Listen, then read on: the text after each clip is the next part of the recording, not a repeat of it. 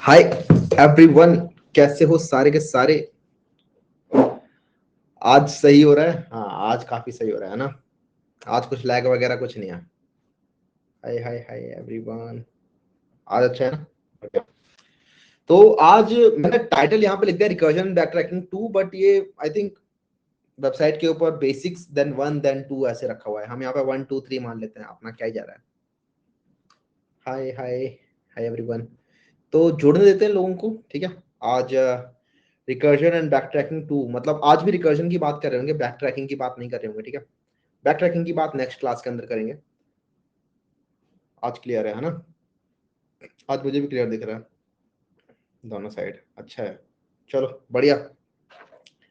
Bandwidth issue हो गया था कल कुछ, आई थिंक आउटेज ही था। जो इंटरनेट कनेक्शन था ना, उसका पूरा ही आउटेज था। मैसेज वगैरह भी आए थे कि हाँ भैया आउटेज चल रहा है, तो मैं बोला ठीक है, आउटेज ही चल रहा होगा इसका मतलब। कोई नहीं, आज हम मस्त मजे में पढ़ेंगे, ठीक है। ऑलराइट, तो आज क्या क्या पढ़ने वाले हैं। सबसे पहले तो हम देखेंगे ये question, find the sum of digits in a number using recursion. अच्छा क्वेश्चन है, ठीक है। थोड़े थोड़े मीडियम लेवल के क्वेश्चन है और कुछ कुछ एडवांस लेवल क्वेश्चन है। तो generate all subset subsequence of a string, nice question. Then tower of another very nice question. और इसकी हेल्प से आप लोग अगर इसको अगर समझना है ये क्वेश्चन को, तो मैं अभी ऐसे बताऊंगा भी। ये क्वेश्चन आप लोग अगर रिकर्सिव लीप ऑफ फेथ जो मैं बार बार कहता रहता हूँ वो ले लोगे, तब तो फिर ये खत्म, क्वेश्चन शुरू होते ही खत्म हो जाएगा, ठीक है। 3 4 लाइन का है, लेकिन अगर ज्यादा डीप में जाओगे रिकर्जन को और अच्छे से मतलब अंदर घुसोगे रिकर्जन के, तो फिर ये क्वेश्चन बड़ा लंबा भी हो जाता है। तो हम दोनों तरीकों से देख लेंगे। कल क्या हो गया था? कल यार कुछ कुछ दिक्कत हो गई थी कल। बैंडविड्थ इशू हो गया था, मतलब मेरी राउटर में स्पीड ही नहीं आ रही थी, और मैंने पता किया कस्टमर केयर वगैरह में बात करके, तो वो कह रहे थे कि हाँ आउटेज चल रहा है। तो आई थिंक मेरे एरिया में आउटेज चल रहा था, या बारिश की वजह से कुछ हुआ, कुछ पता नहीं चल पाया। But today everything is good. Alright, we missed you yesterday, I missed you so well।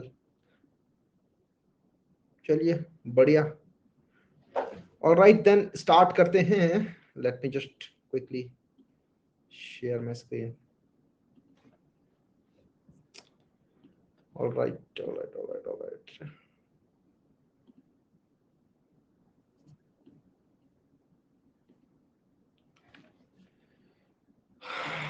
ठीक है।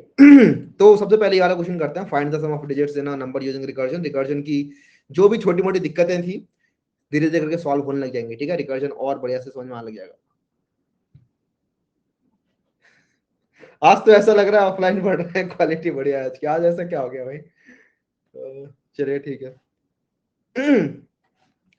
तो यार क्वेश्चन कुछ ऐसा है कि सपोज करो आपको नंबर दे रखा है, राइट। सपोज करो नंबर है 2314, ठीक है। 2314 ये दे दिया होगा, और आपको बताना है इसकी डिजिट्स का सम करके कितना आएगा। तो हमें दिख रहा है इसका सम करके कितना आएगा, 4 1 5 6 7 8 और 9 10, ठीक है। 10 आएगा। तो ये हमें रिटर्न करना है, इसको करना है, लेकिन हमें यूजिंग रिकर्जन। अगर आप नॉर्मली फॉर लूप लगा करो तो कैसे करोगे? नॉर्मली फॉर लूप करोगे तो एक इजियर तरीका क्या होगा, नॉर्मल फॉर लूप लगा के अगर हम करेंगे तो, कि आप लोग एक नंबर लोगे और उसके अंदर आप लोग उस नंबर को 10 से मॉड्यूलस करते रहोगे और 10 से डिवाइड करते रहोगे। अब ये मॉड्यूलस और डिवाइड करने से क्या हो रहा है भैया, तो यहाँ पर एक मैथमेटिकल कंसेप्ट है, उसको हम समझेंगे। आप लोग चाहते हो किसी भी नंबर की डिजिट्स का पता लगाना, राइट, कि उस नंबर में कौन कौन से डिजिट्स हैं। तो उसके लिए एक टेक्निक होती है, वो मैं आपको बताता हूँ। आप क्या करते हो, नंबर को लेते हो, उसके अंदर से अगर आप लोगों को वंस वाली डिजिट बतानी कि वंस पे कौन से डिजिट है, सबसे लास्ट में मतलब कौन से डिजिट है, तो उसके लिए आपको उस नंबर को मॉड्यूलो 10 कर देना है। हमें पता था 10 मॉड्यूलो करते हैं, तो हमने देखा था ऑपरेटर्स के अंदर, जावा के अंदर, कि मॉड्यूलो ऑपरेशन क्या करता है, ये डिवाइड करता है, डिवाइड करने के बाद जो रिमाइंडर बचता है वो आपको रिटर्न कर देता है, ठीक है।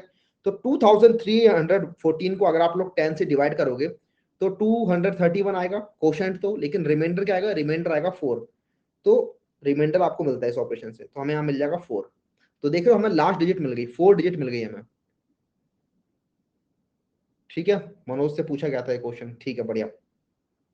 उसके बाद हमें 4 डिजिट मिल गई, लेकिन अब हमें अगली डिजिट चाहिए, तो उसके लिए हम क्या करेंगे, इसको 10 से डिवाइड कर देंगे, ठीक है। अब हम कर देंगे डिवाइड बाय 10, डिवाइड बाय 10। तो 2314 को आप लोग 10 से डिवाइड करोगे तो क्या बन जाएगा, बन जाएगा 231, राइट। अब अगेन मॉड्यूलो 10 कर दो इसका, तो अब हमें मिल जाएगा 1। इस तरीके से आप प्रोसेस रिपीट करते रहोगे। देख रहे हो, जब भी आप 10 से डिवाइड कर रहे हो तो नंबर छोटा हो जा रहा है और तुरंत मॉड्यूलो ले रहे हो तो आपकी लास्ट डिजिट आपको मिल जा रही है। तो आपको यहाँ पे 4 मिल गया था, अब यहाँ पे 1 मिल गया। तो अब फर्दर इसको हम करेंगे डिवाइड बाय 10, ठीक है। 231 डिवाइड बाय 10, तो यहाँ से हमें मिलेगा 23, और 23 मॉड्यूलो 10 कर देंगे तो क्या मिल जाएगा हमें, मिल जाएगा 3, राइट। हमें 3 भी मिल गया, तो हमें 4 मिल गया, 1 मिल गया और 3 मिल गया। अब हमें अगला नंबर चाहिए 2, तो उसके लिए अगेन हम करेंगे डिवाइड, ठीक है। तो 23 को कर देंगे डिवाइड बाय 10, तो यहां से हमें मिल जाएगा 2, और फिर हम करेंगे 2 मॉड्यूलो 10, ठीक है। 2 मॉड्यूलो 10, तो यहां से हमें मिलेगा 2, राइट। हमें 2 भी मिल गया। उसके बाद हम 2 को डिवाइड बाय 10 करेंगे, क्योंकि 2 ही नंबर बचा है, तो 2 डिवाइड बाय 10 करेंगे, तो यहां से हमें मिलेगा 0। और जैसे ही 0 मिलता है वहां पर हम रुक जाएंगे कि हमारा नंबर खत्म हो गया, 0 मिल गया तो 0 रिटर्न कर दो। हमें दिख रहा है 0 मिल रहा है तो हम 0 रिटर्न कर देंगे, क्योंकि अगर आपको बोला गया कि नंबर है 0, तो इसके सम ऑफ डिजिट्स क्या होंगे, इसके सम ऑफ डिजिट्स होंगे 0, राइट। इसका सम जो होगा, इसका आंसर जो होगा वो 0 होगा उस केस में, तो इस केस में हम 0 रिटर्न कर देंगे। तो इस तरीके से आप चलते चलोगे, राइट। इस तरीके से आप करते चलोगे इसे। क्या ये ऑपरेटर ऑपरेशन सब नंबर के लिए एप्लीकेबल होगा? हाँ, यहाँ पर सब नंबर्स के लिए एप्लीकेबल होगा ये, ठीक है। यहाँ पर जो आपको नंबर्स दिए गए हैं ऑब्वियसली इंटीजर नंबर्स हैं, और साथ में यहाँ पर पॉजिटिव इंटीजर्स दिए गए हैं। तो ये क्वेश्चन भी आप लोगों से पॉजिटिव इंटीजर्स के नंबर्स के लिए पूछा जाएगा, ठीक है। तो हमें इस तरीके से ये क्वेश्चन करना है, आप लोगों को समझ में आ गया होगा। अब हमें यहाँ पर बस ये देखना है कि चलो फॉर लूप से तो हम इसे कर लेंगे, रिकर्सिवली कैसे करें। तो रिकर्सिवली या रिकर्सिव का मतलब क्या होता है? रिकर्शन का मतलब कुछ नहीं होता। आप लोगों का रिकर्शन इसलिए बनाया गया सो दैट आप लोग प्रॉब्लम, मैंने आपको बताया था, प्रॉब्लम से सब प्रॉब्लम में तोड़ दो, और इस सब प्रॉब्लम का एक सब स्ट्रक्चर होना चाहिए, ठीक है। सब स्ट्रक्चर होना चाहिए। सब स्ट्रक्चर का मतलब क्या है कि ये जो सब प्रॉब्लम है, ये सब प्रॉब्लम फर्दर और सब प्रॉब्लम्स में टूटनी चाहिए, सिमिलर टाइप की, इसे हम कहते हैं सब स्ट्रक्चर। वरना तो कई बार प्रॉब्लम्स ऐसी भी होती है जिनमें आप सब प्रॉब्लम जो है वो सब प्रॉब्लम में तो टूट जाती है P1 एंड P2 के अंदर, लेकिन P1 और P2 का कोई सब स्ट्रक्चर नहीं होता। एग्जाम्पल के लिए सपोज करो मैंने आप लोगों को बोल दिया कि चलो दो नंबर्स को प्लस करना है, ठीक है। दो नंबर्स को प्लस करना है, 2 + 3। तो इसके लिए नहीं, ये तो बहुत अजीब एग्जांपल हो जाएगा। फॉर एग्जांपल, चलो मतलब एग्जांपल मेरे दिमाग में जब आएगा तो बता दूंगा, लेकिन आप लोगों को समझ में आ रहा होगा कि अगर प्रॉब्लम का सब स्ट्रक्चर है तो हम इसे फर्दर इसे सॉल्व कर सकते हैं यूजिंग रिकर्जन। यहाँ पर हमें दिख रहा है कि हाँ हम सेम स्टेप रिपीट कर रहे हैं, इसलिए सब स्ट्रक्चर है। यहाँ पर भी हमने मॉड्यूलो किया, 10 से डिवाइड किया, उसके बाद फर्दर मॉड्यूलो किया, 10 से डिवाइड किया, फिर मॉड्यूलो किया, 10 से डिवाइड किया। इसका मतलब प्रॉब्लम जो है वो सब प्रॉब्लम से टूटती जा रही है जिनके सब स्ट्रक्चर भी हैं, right. And that's how we will solve this question using recursion. अब जरा देखते हैं रिकर्सिवली इसे हम कैसे करने वाले हैं। एक बार मैं कोड करता हूँ एंड देन हम ड्राई रन करेंगे उसे, और उसके बाद हम समझेंगे उसे, ठीक है। तो वो है,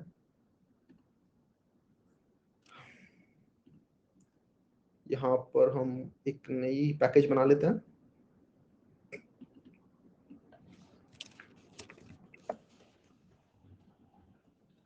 रिकर्जन 1 ही नाम दे दूंगा इसका, रिकर्जन 1 नाम देते हैं। चलो पैकेज ऑलरेडी एक्सिस्ट, अच्छा ठीक है, तो रिकर्जन 2 नाम दे देते हैं भाई। और इसके अंदर हम एक नई क्लास बना लेंगे, let's call it main class.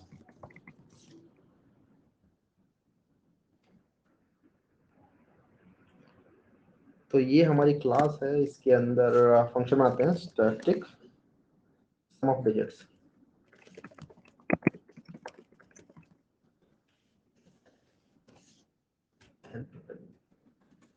तो हमें पता है कि चलो ठीक है, हमें यहाँ पर ये सम ऑफ डिजिट्स रिटर्न करना है। अगर हमें नंबर क्वेश्चन में 0 दिया होगा तो बेस केस क्या होगा? वही 3 स्टेप जो मैंने आपको बताए थे। सबसे पहला स्टेप है कि इसके अंदर आप लोगों को बेस केस ढूंढना है। बेस केस हमें दिख रहा है कि अगर नंबर 0 है तो रिटर्न करना है 0, राइट। अगर नंबर 0 हो गया तो रिटर्न करना है 0। अगर नंबर 0 नहीं है तो हमें क्या रिटर्न करना है? तो हमें दो चीजें करनी है। पहले तो लास्ट डिजिट निकाल लेते हैं, इंट लास्ट डिजिट क्या होगी? लास्ट डिजिट होगी n मॉड्यूलो 10, राइट। तो आप रिटर्न कर सकते हो यहां से last digit plus sum of digits n divide by 10, right. समझ में आ रहा है यहाँ पर हो क्या रहा है? हर बार हम लास्ट डिजिट निकाल ले रहे हैं, लास्ट डिजिट निकालने के बाद क्योंकि लास्ट डिजिट तो हमने अलग निकाल ली है, तो आप डिवाइड बाय 10 कर दो इस नंबर को, सो दैट अब नंबर जो है वो हमारा छोटा हो जाएगा, और उसके बाद फिर दोबारा से उसकी लास्ट डिजिट निकाली जाएगी छोटे वाले नंबर की, और वो सब चीजें ऐड होती जाएंगी और हमें फाइनल जो मिलेगा आउटपुट मिलेगा जिसके अंदर हमारा आंसर होगा। इसको रन करके देखते हैं एक बार। सपोज करो n इक्वल्स टू वही जो हमारा यहाँ पर था 2314 है, और इसके लिए सॉल्व करते हैं इसे। तो सिस आउट, यहाँ पर सम ऑफ डिजिट्स n पास करते हैं इसके अंदर, रन करके देखते हैं क्या होता है। तो हमें यहाँ पर 10 मिल रहा है, राइट। और ये 10 कैसे मिल रहा है, एक बार जरा इसको अगर हम प्रिंट करा के देखें ना तो आपको दिखाई देगा कि कैसे एक्चुअली फंक्शन कॉल हो रहा है, राइट। तो मैं कॉल करा के दिखाता हूँ, तो सिस आउट n, हर बार ना n को यहाँ पर प्रिंट करा के देते हैं और फिर देखते हैं क्या हो रहा है। तो यहाँ पर देख रहे हो पहले आपका नंबर था 2314, अगली बार में आपका नंबर बन गया 231, देन 23, देन 2, देन 0, और फिर फाइनल आपका आउटपुट जो था 10 वो प्रिंट हो गया। तो ये तो बहुत सिंपल था, ये आपको समझ में आ गया होगा सर आपको लॉजिक इतनी जल्दी कैसे क्लिक हो जाते हैं। Actually it's all about solving multiple questions, all about practice. आप अगर इनफ प्रैक्टिस करते रहोगे तो आपसे भी होने लग जाएंगे। And for that actually I have made a video, और वो वीडियो मैं पब्लिश कर रहा हूँ कल, आज ही बनाई है, तो आप लोगों को पहले ही बता दिया है, कल आप जाके यूट्यूब के ऊपर देख सकते हो उसको। Solve GCD once using recursion, GCD मैंने आप लोगों को आई थिंक पिछली क्लास में दिया था करने के लिए, तो उसको हम फिर डाउट सेशन में ले रहे होंगे। ऑलराइट, डाउट सेशन के अंदर हम जीसीडी वाले क्वेश्चन को ले लेंगे। अगर टाइम मिल गया इस क्लास के अंदर तो इसी क्लास के अंदर हम कर लेंगे, नो इश्यूज, क्योंकि मुझे काफी सारी चीजें समझानी होंगी उसके अंदर। ठीक है, ड्राई रन करने के लिए कह रहा है अर्पण, चलो ड्राई रन करते हैं। वैसे तो यहाँ पर ये सेल्फ सफिशिएंट है, ड्राई रन अपने आप हो रहा है, यहाँ पर जो n है वो प्रिंट होते जा रहा है, but let's dry run this. तो हम बेसिकली कॉल कर रहे हैं n इक्वल्स टू 2314 के लिए, राइट। और हमने कॉल किया होगा इसे, तो यहाँ पर ये प्रिंट होगा 2314, जैसा हमें दिख रहा है कि चलो 2314 प्रिंट हो गया। वैसे प्रिंट करने की जरूरत नहीं है, मैंने बस आप लोगों को समझाने के लिए प्रिंट करता है। हम चेक करेंगे क्या नंबर हमारा 0 है, हम देखेंगे नहीं नंबर 0 नहीं है। तो उसके बाद हम लास्ट डिजिट निकालेंगे, तो लास्ट डिजिट कितनी आएगी, लास्ट डिजिट आएगी 2314 मॉड्यूलो 10, ठीक है। तो लास्ट डिजिट जो आएगी वो आएगी 4, 2314 का मॉड्यूलो 10 करेंगे तो लास्ट डिजिट जो होगी वो 4 हमें मिल जाएगी। इस तरीके से आप लोग लास्ट डिजिट निकालते हो, this is a trick actually. उसके बाद हम क्या कर रहे हैं, लास्ट डिजिट के अंदर ऐड कर रहे हैं सम ऑफ डिजिट n/10। तो हमने दोबारा से सेम फंक्शन कॉल कर दिया, इसीलिए हम यहाँ पे कह रहे हैं रिकर्जन, राइट। तो हमने आप फंक्शन कॉल कर दिया, तो इस बार जो n होगा वो हो जाएगा 231, राइट। आप 2314 को 10 से डिवाइड करोगे तो 231 हो जाएगा। तो हमें रिटर्न करते टाइम आपको याद होगा रिटर्न हम कर रहे हैं 4 प्लस जो भी वैल्यू यहाँ से मिलेगी, राइट। तो यहाँ से क्या वैल्यू मिलेगी अब जरा देखते हैं, तो उसके लिए हमें इसे सॉल्व करना पड़ेगा। अब इसे भी सॉल्व करते हैं। तो हम चेक करें क्या नंबर 0 के बराबर है, हम देखेंगे नहीं नंबर 0 के बराबर नहीं है, तो लास्ट डिजिट यहाँ से भी निकालेंगे। तो सिमिलरली इसकी जैसे हम लास्ट डिजिट निकालती है वैसे यहाँ की लास्ट डिजिट भी निकाल लेंगे, तो यहाँ से हमें लास्ट डिजिट मिलेगी 1, राइट। ठीक है, और उसके बाद हमने 1 प्लस, मतलब पहले था 4, अब हो जाएगा 1 प्लस जो भी यहाँ से मिलेगा, राइट। तो यहाँ से हमें मिलने वाला है n हो जाएगा इसके लिए 23, क्योंकि आप 231 को 10 से डिवाइड कर रहे हो, और इसके लिए जो लास्ट डिजिट होगी वो होगी 3, राइट। क्या ये कॉल करेगा दोबारा से last digit plus sum of digit, ठीक है। तो n तो 23 है, 23 डिवाइड बाय 10 के लिए कॉल करेगा ये, तो 23 डिवाइड बाय 10 कितना होता है, 2 होता है। तो यहाँ से भी लास्ट डिजिट जो होगी वो 2 ही आएगी, ये क्लियर। तो लास्ट डिजिट 2 आ गई, प्लस हमने कॉल कर दिया दोबारा से इसके लिए, तो नंबर हमारा 10 था, 2 था, तो 2 डिवाइड बाय 10 के लिए हम कॉल कर देंगे, तो n हो जाएगा हमारा 0। अब क्योंकि n 0 हो रहा है, यहाँ पर देखो n 0 हो गया, राइट। आपने 2 डिवाइड बाय 10 किया तो 0 हो गया, तो यहाँ पे n 0 हो जाएगा, तो रिटर्न कर देगा 0। तो यहाँ पर इस फंक्शन को मिलेगा 0, राइट। यहाँ पर इस फंक्शन को मिल रहा है 0, तो 0 प्लस जो भी इससे पहले वैल्यू थी, तो लास्ट डिजिट क्या थी, लास्ट डिजिट थी 2। यहाँ पर इसको ऐसे समझने से अच्छा ना एक बार हम इसे यहाँ समझते हैं, क्योंकि यहाँ पर मैं आई थिंक थोड़ा और क्लियरली आप लोगों को बता पाऊंगा कि किस तरीके से रिकर्जन काम कर रहा है यहाँ पर, राइट। तो जरा ट्री वाले मेथड से समझो कि रिकर्जन कैसे काम कर रहे हैं। हमारा जो फंक्शन है हमें समझ में आ रहा है, फंक्शन हमें समझ में आ रहा है, राइट, एकदम क्लियर है, फंक्शन में कोई दिक्कत नहीं है कि फंक्शन कह रहा है कि आप लोग पहले चेक करोगे क्या n 0 है कि नहीं है। n 0 नहीं है तो आप लोग लास्ट डिजिट निकालोगे। तो 2314 के लिए हमने कॉल किया था, आप लोगों ने लास्ट डिजिट निकाली, लास्ट डिजिट आ गई 4। उसके अंदर आप लोगों ने प्लस कर दिया, ये फंक्शन था मान लो, ठीक है, जो 2314 ले रहा था। इससे आपने क्या किया, इसके अंदर से 4 निकाल लिया, प्लस आपने कॉल कर दिया इसको 231 के लिए, राइट, 231 के लिए कॉल कर दिया। अब सेम कॉल यहां पर भी हुई है, तो इसने भी लास्ट डिजिट को निकाला विच इज 1 और कॉल कर दिया इसने 23 के लिए, राइट। अब इसने भी किया सेम चीज, इसने लास्ट डिजिट निकाली जो कि है 3 और कॉल कर दिया है इसने 2 के लिए, ठीक है। अब इसने भी लास्ट डिजिट निकाली 2 और कॉल कर दिया इसने 2 डिवाइड बाई 10 विच इज 0, 0 के लिए कॉल कर दिया। अब जब 0 के लिए कॉल होगा तो यहां से फंक्शन अपने आप ही जब कॉल हो रहा हो तो रिटर्न कर देगा 0, ठीक है, क्योंकि ये 0 मिल गया यहाँ पे। तो if n equals to 0 return 0, तो ये फंक्शन करेगा रिटर्न 0। तो यहां से मिलेगा 0 प्लस 2, राइट, बीच में प्लस भी लग रहा है, यहाँ पे हर जगह प्लस भी लगते जा रहा है। तो 0 प्लस 2 यहां से मिलेगा 2, तो ये फंक्शन देगा ऊपर 2 कि भैया 2 का अगर आप लोग सम करते तो 2 मिलता है, 2 नंबर अगर है तो उसकी डिजिट्स का सम करोगे तो 2 मिलेगा। तो यहां से मिल रहा है 2, यहां से मिल रहा है 3, तो 2 प्लस 3 क्या होता है 5, तो ऊपर जाएगा एक तरीके से 5, ठीक है। और हमें दिख भी रहा है हाँ 23 का सम जो होता है वो 5 के बराबर ही होता है। तो यहां से मिला 5 प्लस 1 करेंगे 6 मिलेगा, तो यहां से जाएगा 6 ऊपर। अब 6 प्लस 4 जो होगा वो 10 ऊपर चला जाएगा, and that's how we get the answer 10, ठीक है। तो बहुत ही सिंपल सा था, एक ही स्टेप में हमारा रिकर्जन बन रहा था। इसके अंदर आप लोग फर्दर दो पार्ट में नहीं तोड़ रहे थे, इसीलिए बहुत इजीली आप लोगों को समझ में आ गया होगा।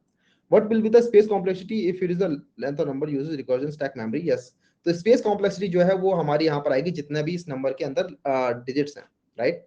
और अगर आप लोगों को दे रखा है n, n अगर दे रखा है और आप लोगों को बताना है इसके अंदर कितनी डिजिट्स हैं, तो मुझे कोई बता सकता है कि कितनी डिजिट्स होंगी अगर n एक नंबर है तो? अगर n एक डेसिमल नंबर है तो उसके अंदर कितनी डिजिट्स होंगी? उदित ने कहा n log n, नहीं अच्छा वो टाइम कॉम्प्लेक्सिटी बता रहे थे,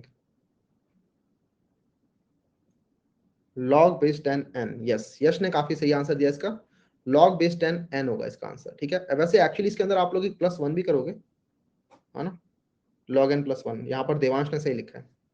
तो आप चाहे तो खुद से कैलकुलेट करके भी देख सकते हो, बहुत इजीली कैलकुलेट हो जाएगा कि अगर आपका नंबर जो है वो 10 है, राइट, अगर नंबर 10 है तो इसके अंदर कितनी डिजिट्स हैं? हमें पता है इसके अंदर 2 डिजिट्स हैं।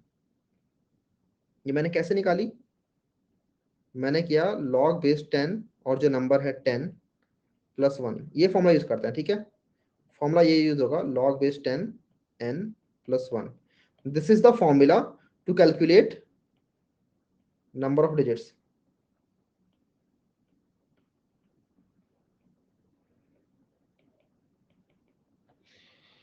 तो आप यहां से देख सकते हो log बेस 10 10 जो होगा वो होगा 1, 1 प्लस 1 यहां से आएगा 2, ठीक है।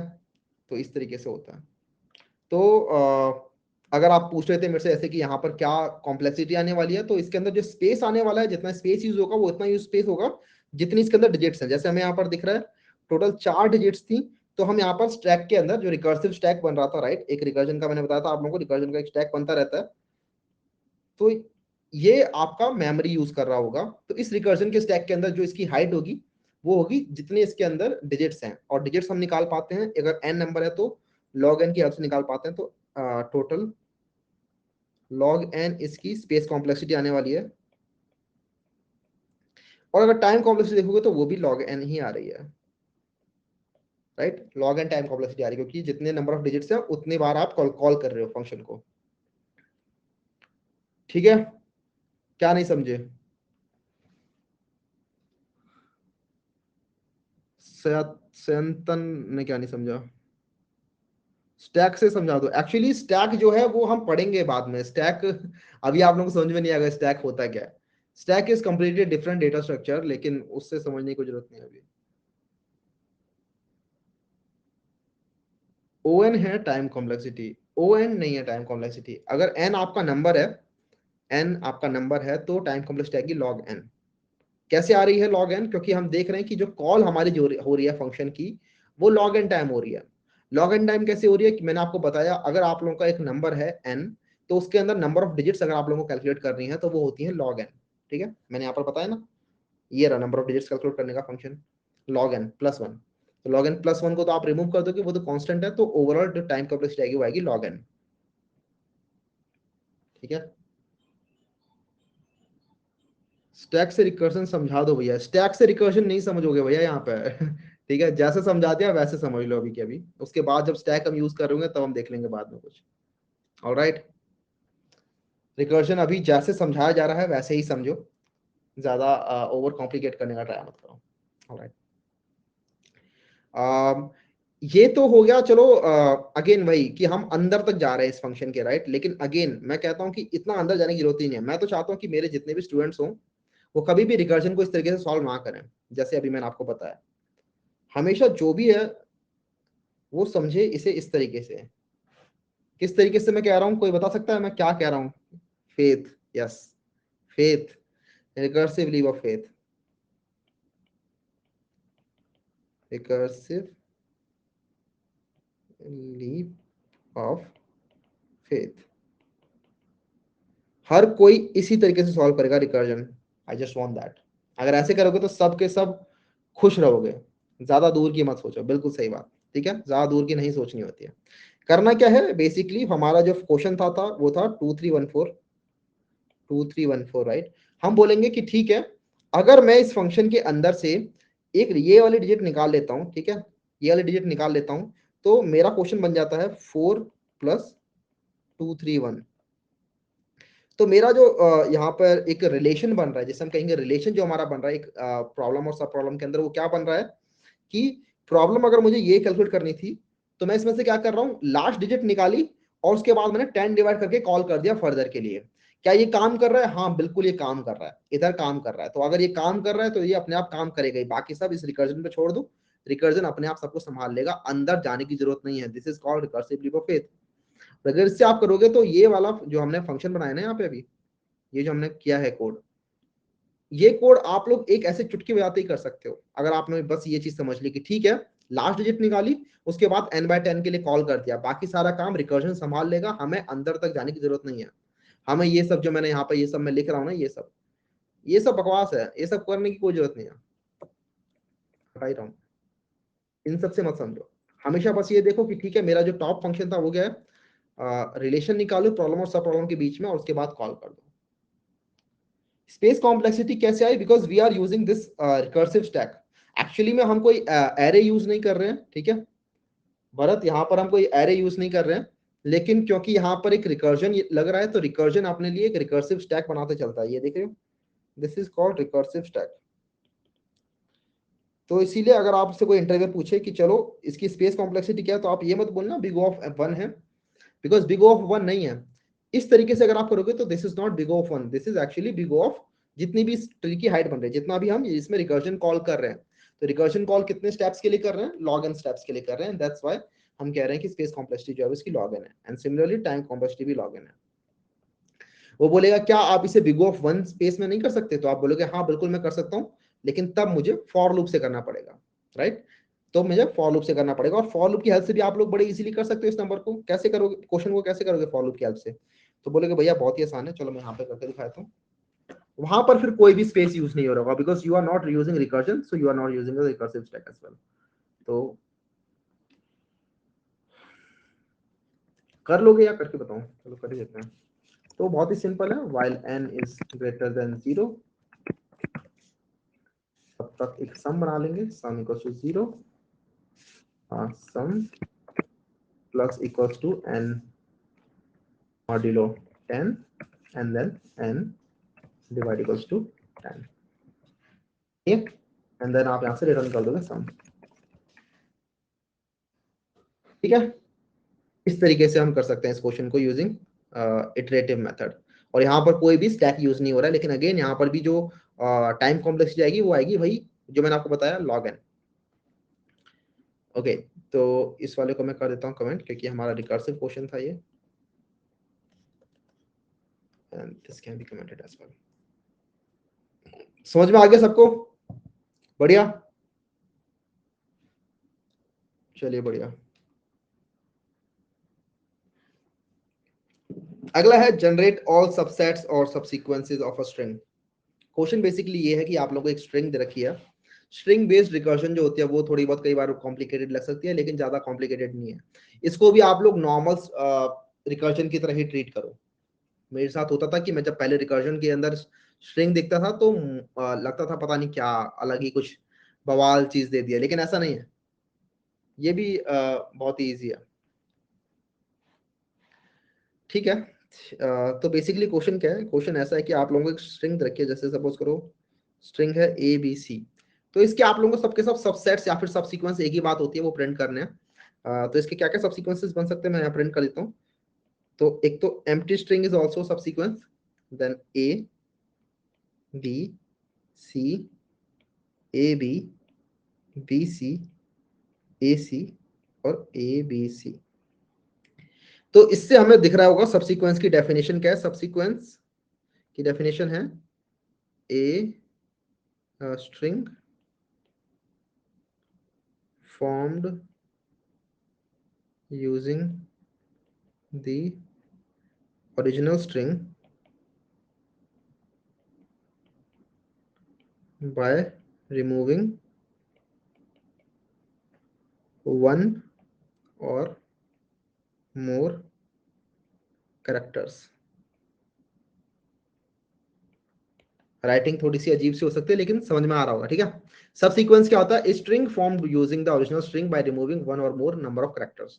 जैसे यहाँ पर एबीसी हमें दिया हुआ है, तो इसके हमें दिख रहा है इतने सारे सब स्ट्रिंग्स सब सीक्वेंसेस बन रहे हैं। और यहाँ पर हम देख सकते हैं जैसे एम्प्टी जो बन रहा है, इसके अंदर हमने ए बी सी तीनों ही रिमूव कर दिया, तीनों कैरेक्टर्स। एसी के अंदर देख सकते हो हमने बी रिमूव कर दिया, बीसी के अंदर देख सकते हो हमने ए रिमूव कर दिया। मुझे ये बताओ, क्या सी बी ये एक सब सीक्वेंस है? क्या सी बी एक सब सीक्वेंस है? जीरो और मोर कैरेक्टर्स, अच्छा हाँ, जीरो और मोर होगा, राइट। तो सी बी एक सब सीक्वेंस नहीं है। C B is not a subsequence. Why it is not a subsequence? क्योंकि मैंने बताया सिर्फ रिमूव कर सकते हो कैरेक्टर्स को, आप लोग उस कैरेक्टर्स की परम्यूटेशन चेंज नहीं कर सकते, राइट। यहाँ पर ऑर्डर सेम रहना चाहिए, जो भी ओरिजिनल स्ट्रिंग के अंदर ऑर्डर था वही ऑर्डर आपका सब सीक्वेंसेस के अंदर भी होना चाहिए। सिंपल सा फैक्ट है, बस एक ही रूल है कि आप लोग बस गिवन स्ट्रिंग के अंदर कुछ कैरेक्टर्स को रिमूव कर सकते हो, तो बस अब रिमूव ही करना है, इसके अंदर ऑर्डर आप चेंज नहीं कर सकते। ठीक है, अब तो समझ में आ गया कि सब सीक्वेंस क्या होता है। अब हमें करना क्या है कि हमें एक स्ट्रिंग रखी है और उसके जितने भी सब सीक्वेंसेस हैं वो सारे सारे प्रिंट कर देना है। इसको हम करेंगे यूजिंग रिकर्जन, क्योंकि रिकर्जन की हेल्प से बहुत ही इजीली ये वाला क्वेश्चन आप लोगों को सॉल्व हो सकता है। ऑलराइट, तो हम समझते हैं किस तरीके से होगा।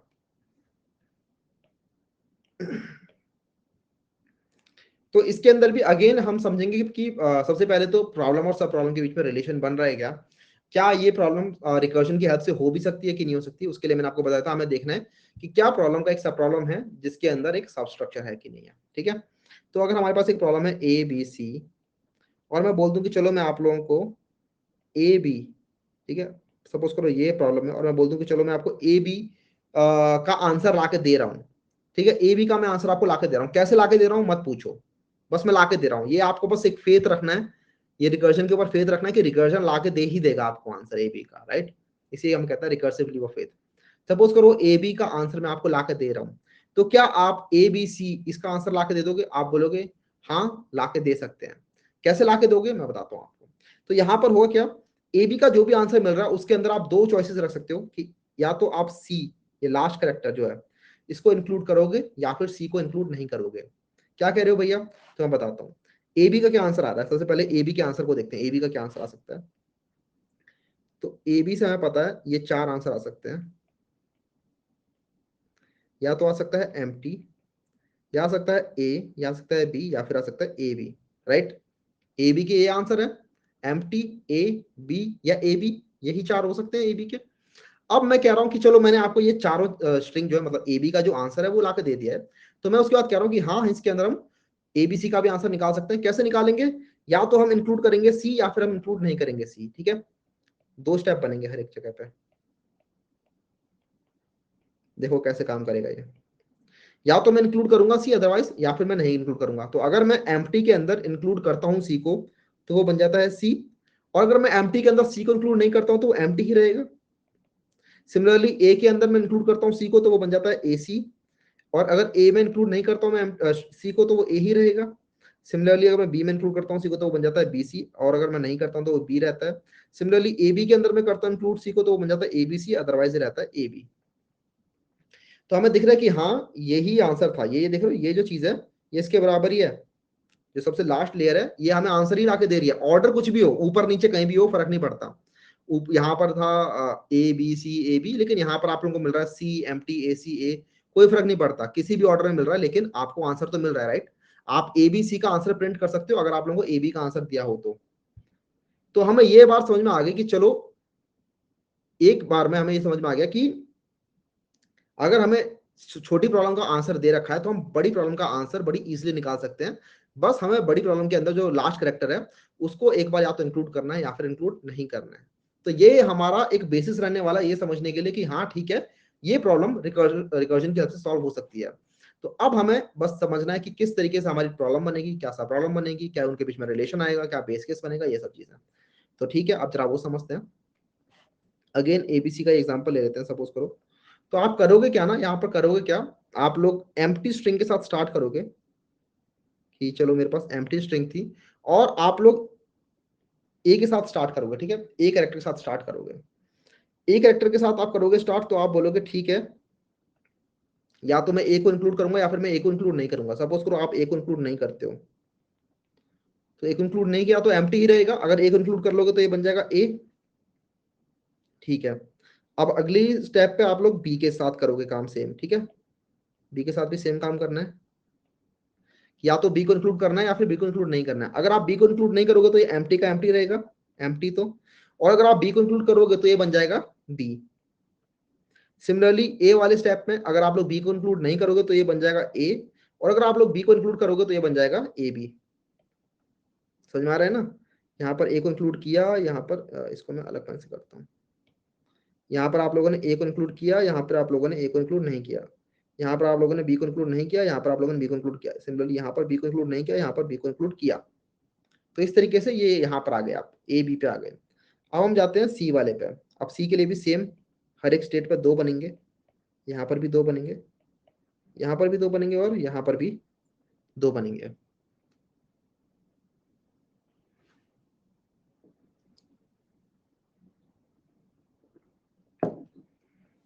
तो यहाँ पर भी सेम चीज, या तो सी को इंक्लूड करेंगे या फिर सी को इंक्लूड नहीं करेंगे। सी को इंक्लूड नहीं करेंगे तो ये बन जाएगा एम्प्टी ही रहेगा क्योंकि कुछ भी इंक्लूड नहीं हुआ, या फिर अगर सी को इंक्लूड करेंगे तो ये बन जाएगा सी। सी को इंक्लूड अगर नहीं करेंगे तो ये बन जाएगा बी, और सी को इंक्लूड अगर करेंगे तो ये बन जाएगा बी सी। सिमिलरली ए सी और बी और A B C. I didn't catch that. Could you try again? इससे पूछा किसने? सीरी अपने आप स्टार्ट आती है। ऑलराइट, तो इस तरीके से हमें दिख रहा है कि हाँ सब चीजें प्रिंट हो सकती हैं। तो अब हमें करना क्या है, अब हमें करना क्या है कि अब हमें प्रॉब्लम और सब प्रॉब्लम बनानी है और बेस केसेस जरा हैंडल करने हैं। तो यहाँ पर मैं करूंगा क्या, मैंने जो ऐसा ऊपर आप लोगों को बताया था, मतलब यहाँ पर जो मैंने आपको बताया सेम हम ऐसे ही चलने वाले हैं। ये जो चीज अभी हमने लिखी है ना यहाँ पर, ये जो बनाया है मैंने, एक ट्री टाइप का बनाया है, सेम ट्री हम कोड करने वाले हैं। जरा देखते हैं कैसे कोड होगा वो। तो उसके लिए सबसे पहले तो हम बनाएंगे बेस केस। तो मैं यहाँ पर करके आ रहा हूँ, एक आई है जो कि 0 से स्टार्ट हुआ था और धीरे करके आगे बढ़ता गया था, देखा आपने, पहले वो ए पे था, देन बी पे गया, देन सी पे गया, और उसके बाद फिर फर्दर वो आगे बाहर चला जाएगा। इस तरीके से हो रहा है। तो इस तरीके से हम यहाँ पर भी चलेंगे कि अगर आपका जो आई है वो ऐसे करते करते सी के भी पार चला जाए, क्योंकि अब देखो इसके अगले स्टेप में तो कुछ और होने वाला है नहीं, तो यहाँ पर आप उसको बस प्रिंट कर दो। तो अगर आपका आई जो है वो एस डॉट लेंथ पहुंच जाता है तो सिंपली बस प्रिंट कर दो, प्रिंट कर दो जो भी अभी तक आपकी स्ट्रिंग बनती आई है, ठीक है। तो ये तो आपका हो गया बेस केस। और इसके अंदर जो आपका रिकर्सिव स्ट्रक्चर बनेगा वो कैसा बनेगा कि आप लोग एक करंट स्ट्रिंग बना के चलोगे। यहाँ पे जैसे हमने देखा कि एक करंट स्ट्रिंग थी, उस करंट स्ट्रिंग के अंदर या तो हम ith करेक्टर इंक्लूड कर रहे हैं या फिर ith करेक्टर इंक्लूड नहीं कर रहे हैं। तो हम करेंगे क्या, जैसे यहाँ पर आप देखो करंट के अंदर या तो हमने ith करेक्टर इंक्लूड नहीं किया या फिर करंट के अंदर हमने ith करेक्टर इंक्लूड किया, एस आई कह लो। तो यही तो बन रहा है। तो इस तरीके से हमारी दो रिकर्सिव कॉल जा रही हैं, तो वहां पर भी हम दो रिकर्सिव कॉल मार देंगे। तो एक्चुअली इसको ऐसे समझने से अच्छा एक बार मैं कोड करता हूँ। अभी हमें इतना तो समझ में आ गया कि ये ट्री कैसे काम कर रहा है। अब एक बार हम कोड करते हैं एंड देन और ज्यादा क्लियर हो जाएगा। उसके बाद हम कोड करने के बाद इसको जब रन करेंगे तब ज्यादा सेंस बनेगा। स्टैटिक वॉइड, बस हमें प्रिंट ही करना है तो वॉइड ले रहा हूं मैं। क्या क्वेश्चन था ये? Generate all subsets.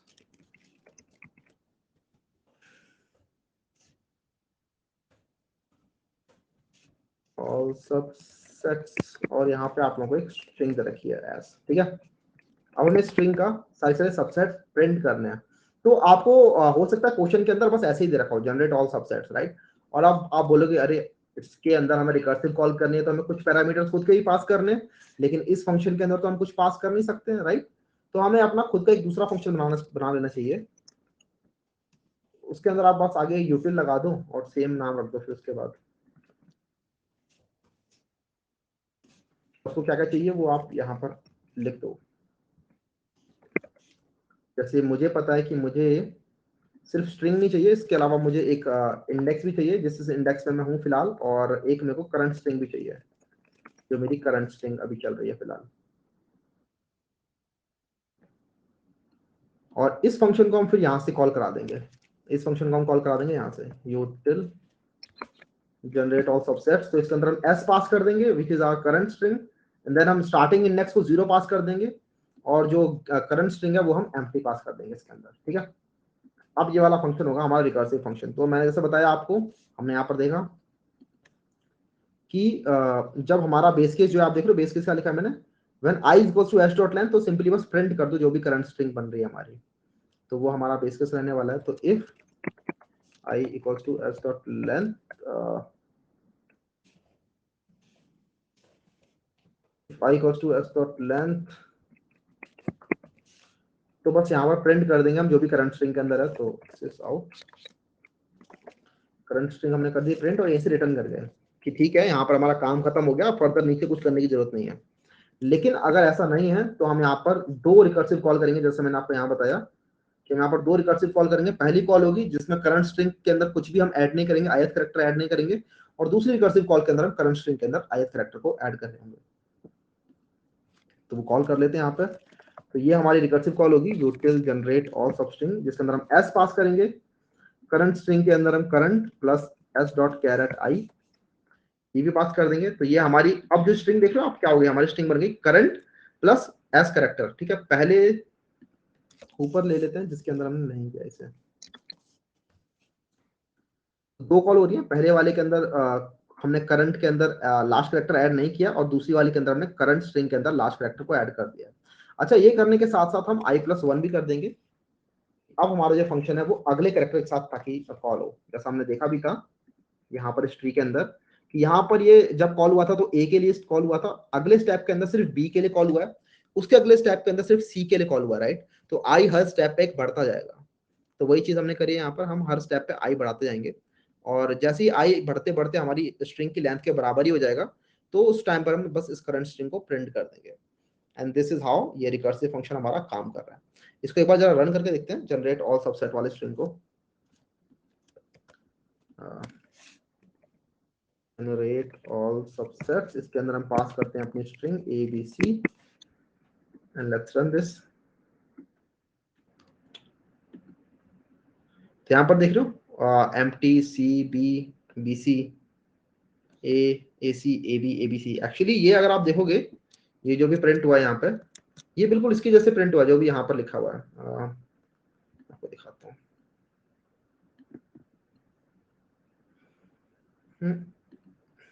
देखो यहाँ पर जो ये प्रिंट हुआ है सी एम्प्टी, पहले एम्प्टी प्रिंट हुआ है, तो यहाँ पर भी पहले एम्प्टी है। देखो यहाँ पर एम्प्टी है, देन अगले स्टेप पे सी है, देन उसके अगले स्टेप पे बी है, देन बीसी है, then A, then AC, and then AB, and then ABC. तो इस तरीके से हमारे सारे सारे सबसेट्स जो है वो प्रिंट हो रहे हैं। इसके बाद ट्राई रन करते हैं और समझते हैं कि किस तरीके से हमारा रिकर्सिव फंक्शन काम कर रहा है। अगर समझ में नहीं आया अभी तो कोई दिक्कत मतलब, इसके बाद हमें आ जाएगा। If you have to print the order in order then what to do. अगर हमें इसी कौन से ऑर्डर में प्रिंट करना है, यहाँ पर कुछ ऑर्डर है ही नहीं ना, यहाँ पर कोई ऑर्डर है ही नहीं कि कौन सी स्ट्रिंग है क्या ऑर्डर है, दैट्स व्हाई। दोबारा समझा रहा हूँ, बोलने की जरूरत ही नहीं होनी चाहिए दोबारा समझाने के लिए, मतलब मैं दोबारा हर बार समझाता ही हूँ, राइट। तो मुझे पता है पहली बार में तो मुझे भी समझ में नहीं आया था तो आपको कैसे आ जाएगा। मैं अपने आप को आपकी जगह पर रख के चलता हूँ, राइट, हमेशा। तो समझते हैं दोबारा से। तो सबसे पहले तो हमें यूजुअली जब क्वेश्चन मिलता है किसी भी जगह पे, लीड कोड पे मिले या फिर किसी जगह मिले, तो ये क्वेश्चन हमें सिर्फ ऐसा मिलेगा, राइट। ये क्वेश्चन हमें सिर्फ ऐसा मिलेगा कि हमें एक स्ट्रिंग दे देंगे वो, और बोलेंगे चलो स्ट्रिंग के लिए सारे सारे जो भी इसके सबसेट्स हैं या फिर सबसीक्वेंसेस हैं वो प्रिंट करके दिखा दो। हम बोलेंगे ठीक है। लेकिन अगर हमने सिर्फ इसी फंक्शन के अंदर अपना रिकर्जन कॉल करने का ट्राई किया, तो हमारे पास इनफ पैरामीटर्स नहीं है स्ट्रिंग के अंदर, राइट, इस फंक्शन के अंदर। तो हम अपना खुद का एक अलग फंक्शन बना लेंगे, किसी भी नाम से बना सकते हो, मैंने यूटिल लगा के बना दिया इस फंक्शन को, जिसके अंदर मैं अपने खुद के पैरामीटर्स भी पास कर सकता हूं, सो दैट मैं अपने इस क्वेश्चन को सॉल्व कर पाऊं यूजिंग रिकर्जन। तो ये मैंने अपने खुद से एक दूसरा फंक्शन बना लिया, विच इज टोटली अलाउड, ऐसा आप कर सकते हो, कोई दिक्कत नहीं है। तो उसके बाद इस फंक्शन के अंदर मैं क्या पास कर रहा हूं, पहले तो मैं इसके अंदर एक करंट इंडेक्स पास कर रहा हूं कि मैं अभी फिलहाल कौन से कैरेक्टर के ऊपर हूं, और उसके बाद इसमें मैं पास कर रहा हूँ करंट स्ट्रिंग कि मेरी करंट स्ट्रिंग कौन सी है। फिलहाल मैं इसके अंदर जो करंट स्ट्रिंग, जब मेरी कॉल स्टार्ट होगी तो मेरी एम्प्टी स्ट्रिंग के साथ ये कॉल स्टार्ट होने वाली है। अब जरा समझते हैं कि एक्चुअली हो क्या रहा है। तो जैसे मैंने आपको बताया था, अगेन अगर हम यहाँ देखें, अगर हम यहाँ देखें, एक बार मैं इसको दोबारा से लिखता हूँ, ड्राई रन ना मैं यहाँ करता हूँ, आप लोग समझने का ट्राई करना कैसे हो रहा है। तो हमारा जो फंक्शन था उसने कॉल किया ए बी सी, ये तो गिवन स्ट्रिंग थी, ये तो हमेशा कॉन्स्टेंट रहने वाली है। उसके बाद आई की वैल्यू क्या है, आई की वैल्यू है 0, और गिवन स्ट्रिंग है एम्प्टी। इन तीन पैरामीटर्स के साथ उसने कॉल किया, राइट। उसने चेक किया कि ये जो आई है, क्या ये एस डॉट लेंथ, मतलब एस डॉट लेंथ क्या है, 3 है, एबीसी की लेंथ है 3, क्या उसके बराबर है, नहीं, उसके बराबर नहीं है। तो उसके बाद इसने कॉल किया, अपने इस फंक्शन को, मैं इसे छोटा कर दूं, फिर तो बहुत छोटा हो जाएगा। इसको अगर मैं यहाँ ले आऊं, इसको मैं अगर यहाँ ले जाऊं, जुगाड़ हो रहा है थोड़ा सा, सब्र करें। चलिए ठीक है, इससे बेटर नहीं हो सकता, थोड़ा अगर मैं छोटा कर दूं इसे तो कुछ कुछ हो सकता है। समझना दोनों चीजें, ठीक है, थोड़ा एडजस्ट करो अभी फिलहाल। तो क्या हमारा आई जो है वो एस डॉट लेंथ के बराबर है, नहीं, आई हमारा एस डॉट लेंथ के बराबर नहीं है, आई अभी हमारा फिलहाल 0 के साथ है। तो हमने कॉल कर दिया यूटिल जनरेट ऑल सबसेट, ये वाला फंक्शन कॉल होगा। सबसे पहले आई प्लस 1 के साथ कॉल होगा, और करंट स्ट्रिंग के अंदर अभी कुछ भी नहीं है, करंट स्ट्रिंग के बराबर ही है। तो हमने कॉल कर दिया इसको एबीसी वाले फंक्शन को, ठीक है, ए बी सी। इस बार हमारा आई लेकिन आई प्लस 1 हो चुका है, पहले आई था 0, अब हो जाएगा 1, और करंट स्ट्रिंग होगी हमारी एम्प्टी। ठीक है, हम इस वाली कॉल में यहाँ पर आ गए। मैंने आपको वैसे बताया है कि इतना डीप में जाने की जरूरत नहीं है, जैसे मैं अभी नीचे ले आके दिखा रहा हूँ इसको, इतना डीप में जाने की जरूरत नहीं है, और ये आई थिंक धीरे धीरे करके ही बिल्ड होती है इंट्यूशन, लेकिन अभी फिलहाल समझ लेते हैं कि किस तरीके से कॉल हो रही है, ठीक है। अब इसने दोबारा कॉल किया सेम फंक्शन, अब आई जो है वो 1 हो चुका है, it is still not equal to S dot length, तो इसके बाद ये दोबारा कॉल होगा और आई प्लस 1 के लिए कॉल होगा, ठीक है। तो ये कॉल होगा ऐसे, ए बी सी, आई प्लस 1 हो जाएगा 2, और अगेन एम्प्टी रहेगा यहाँ पे, इसके लिए कॉल होगा ये, ठीक है। अब आई हमारा 2 हो चुका है, लेकिन एस डॉट लेंथ 3 के बराबर है, तो इस बार भी हमारा बेस केस हिट नहीं हुआ, तो हम दोबारा से आई प्लस 1 के लिए कॉल कर देंगे इसे, ठीक है। तो हम ए बी सी, आई प्लस में हो जाएगा 3, और यहाँ पर रहेगा एम्प्टी स्ट्रिंग, तो यहाँ पर कॉल हुआ ये, और अब जो है हमारा वो बेस केस हिट हो चुका है, देख रहे हो, अब जो आई है 3 है और एस डॉट लेंथ भी 3 है, तो हम करंट स्ट्रिंग को प्रिंट कर देंगे। करंट स्ट्रिंग में क्या है, करंट स्ट्रिंग में कुछ भी नहीं है, बस एम्प्टी स्ट्रिंग है, तो हमारा करंट स्ट्रिंग बस यहाँ पर प्रिंट हो जाएगा, ठीक है, हमारा करंट स्ट्रिंग प्रिंट हो जाएगा, तो हमारा एम्प्टी स्ट्रिंग यहाँ पर प्रिंट हो गया। अब हम यहाँ से वापस जाएंगे, ठीक है, हम यहाँ से गए वापस, और अगले वाले स्टेप को कॉल करेंगे, विच इज नीचे वाला, ठीक है। ये नीचे वाला स्टेप को देखो क्या लिखा हुआ है नीचे वाले स्टेप में। नीचे वाले स्टेप में लिखा हुआ है आई प्लस 1 तो जा ही रहे हो, लेकिन current plus S dot caret I, ठीक है, जो भी आई वाले करेक्टर पे है उसको ऐड कर दो। तो आई क्या है यहाँ पर, आई है 2, देख रहे हो आई 2 है, यहाँ पर आई जो है 2 है, तो टू पोजीशन पे कौन सा करेक्टर है वो हमें प्रिंट करना है, मतलब वो हमें करंट करेक्टर में डाल देना है कॉल करते टाइम। तो हम कॉल तो करेंगे से ए बी सी और 3 डाल के कॉल करेंगे क्योंकि i+1 हो रहा है दोनों केसेस में, लेकिन इस बार करंट स्ट्रिंग के अंदर हम ith करेक्टर को ऐड कर देंगे। तो टू पोजीशन पे करेक्टर है सी, तो इसलिए सी डल के कॉल हो जाएगा। अब सी डल के कॉल हो रहा है तो अगेन यहाँ पर हम देखेंगे, ठीक है, यहाँ पर हम जाएंगे देखेंगे, अच्छा i = s डॉट लेंथ हो गया, हाँ हो गया। तो जो भी करंट करेक्टर है उसको प्रिंट कर दो, करंट स्ट्रिंग है उसको प्रिंट कर दो। तो करंट स्ट्रिंग में क्या है सी, तो हमारा सी भी प्रिंट हो जाएगा, ठीक है। तो हमारा पहले एम्प्टी प्रिंट हुआ, देन हमारा सी प्रिंट हो गया, ठीक है भैया। 0 1 2 होगा, 3 पे तो ब्रेक होगा। एक्चुअली 3 पे ही ब्रेक हो रहा है, आप देख रहे हैं यहाँ पर i = s डॉट लेंथ जब 3 हो जा रहा है हमारा, यहाँ पर देखो यहाँ पर i = 3 हो रहा है, तो यहाँ पर एक्चुअली ब्रेक ही हो रहा है ये, यहीं पे हम लेकिन स्ट्रिंग को प्रिंट करा रहे हैं, इसलिए यहाँ पर ये ब्रेक हो रहा है अगले स्टेप पे। और प्रिंट कराने के तुरंत बाद हम रिटर्न ही कर दे रहे हैं, देखो यहाँ से रिटर्न कर दे रहे हैं, प्रिंट कराने के बाद हम नीचे फर्दर कॉल नहीं कर रहे हैं, राइट। किसी ने पूछा भैया हम 2 बार क्यों कर रहे हैं इसको कॉल, क्योंकि मैंने बताया ना हमारा जो लॉजिक बना है इसके अंदर, वो लॉजिक ही ऐसा बना है। इस बार जो हमारा रिकर्जन का लॉजिक बना है वो ऐसा बना है कि आप इस प्रॉब्लम को सॉल्व ऐसे कर सकते हो। मैंने आपको बताया ना कि या तो आप इंक्लूड करो या फिर इंक्लूड मत करो, हर जगह 2 स्टेप बन रहे हैं, यहाँ 2 स्टेप बने, यहाँ 2 स्टेप बने, यहाँ 2 स्टेप बने और यहाँ 2 स्टेप बने, या फिर आप यहाँ भी देखोगे तो हर जगह 2 स्टेप बन रहे हैं, 2 स्टेप बन रहे हैं। That's why we are saying कि जो हमारी प्रॉब्लम है वो 2 स्टेप में टूट रही है, इसीलिए 2 फर्दर रिकर्जन कॉल बन रही है। अगर आपकी प्रॉब्लम 3 स्टेप में टूट रही होती तो आप 3 रिकर्जन कॉल कर रहे होते एक साथ। तो यही है, रिकर्जन के अंदर कुछ ज्यादा फिक्स नहीं होता कि आप एक ही बार कॉल कराओगे या 2 बार कॉल कराओगे। आपकी प्रॉब्लम किस तरीके से सब प्रॉब्लम्स में टूट रही है उस तरीके से आपकी रिकर्जन काम करती है। एंड डोंट वरी, आपको अगर ये लग रहा हो कि यार ये क्वेश्चन अगर हमसे पूछ लिया होता पहले ही तो शायद ना होता, तो बिल्कुल सही बात है। अगर रिकर्जन आप पहली पहली बार कर रहे हो और मैंने आपको एक क्वेश्चन दे दिया होता कि चलो यूजिंग रिकर्जन इसे सॉल्व करके दिखाओ, तो it is not very intuitive ये सोचना कि एक साथ हम 2 रिकर्जन के लिए कॉल कर देते हैं। लेकिन अब हमें समझ में आ गया होगा, अब हमें दिमाग में क्लियर हो रहा होगा कि हाँ ठीक है, इस तरीके से भी रिकर्जन होती है कि जहां पे हम 2 बार कॉल करते हैं या फिर 3 बार भी कॉल कर रहे होंगे। और सिर्फ यही ऐसा ही नहीं होता, हम कई बार फॉर लूप लगा के भी रिकर्जन कॉल कर रहे होते हैं, जो कि हम आने वाली वीडियोस में देखेंगे कि हम फॉर लूप लगा के मल्टीपल रिकर्जन कॉल मार रहे होते हैं कई बार। तो what is the time complexity of this algo, मुझे कोई बताएगा यहाँ पर टाइम कॉम्प्लेक्सिटी क्या हो रही है? मैं देखता हूँ आप में से कितने लोगों को पता है यहाँ की टाइम कॉम्प्लेक्सिटी। अच्छा इसको फर्दर कर देता हूँ मैं वैसे तो एक बार, ठीक है। तो हम यहाँ से रिटर्न करके, इस जगह से तो रिटर्न करके इसने अपना पूरा काम कर लिया। अब इसने यहाँ से कॉल किया, अगेन ये कॉल करेगा ए बी सी, ये तो कांस्टेंट ही रहने वाला है, 1 से हो जाएगा 2, और करंट स्ट्रिंग के अंदर 1 पोजीशन पे जो करेक्टर है वो डल जाएगा। तो 1 पोजीशन पे कौन सा करेक्टर है? बी, तो ये बी के लिए कॉल हो जाएगा, राइट।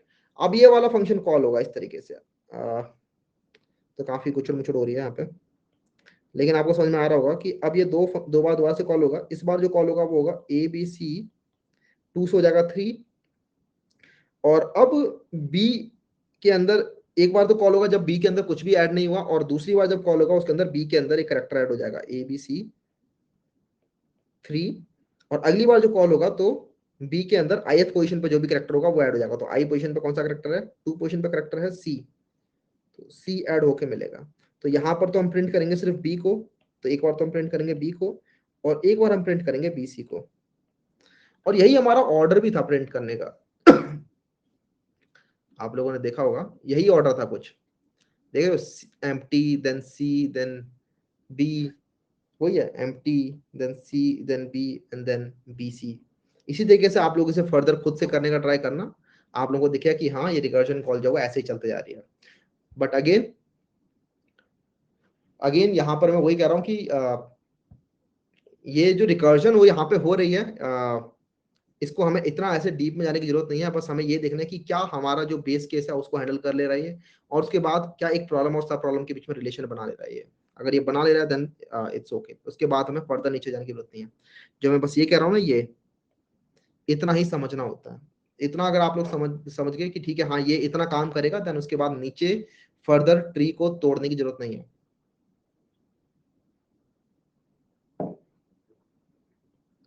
कैर एट का मतलब क्या होता है? तो यार ये स्ट्रिंग हम पढ़ेंगे ना बाद में, तो स्ट्रिंग के अंदर हम देखेंगे char at is just a function जो कि आपको स्ट्रिंग के अंदर किसी भी करेक्टर का किसी पोर्शन का करेक्टर बताता है।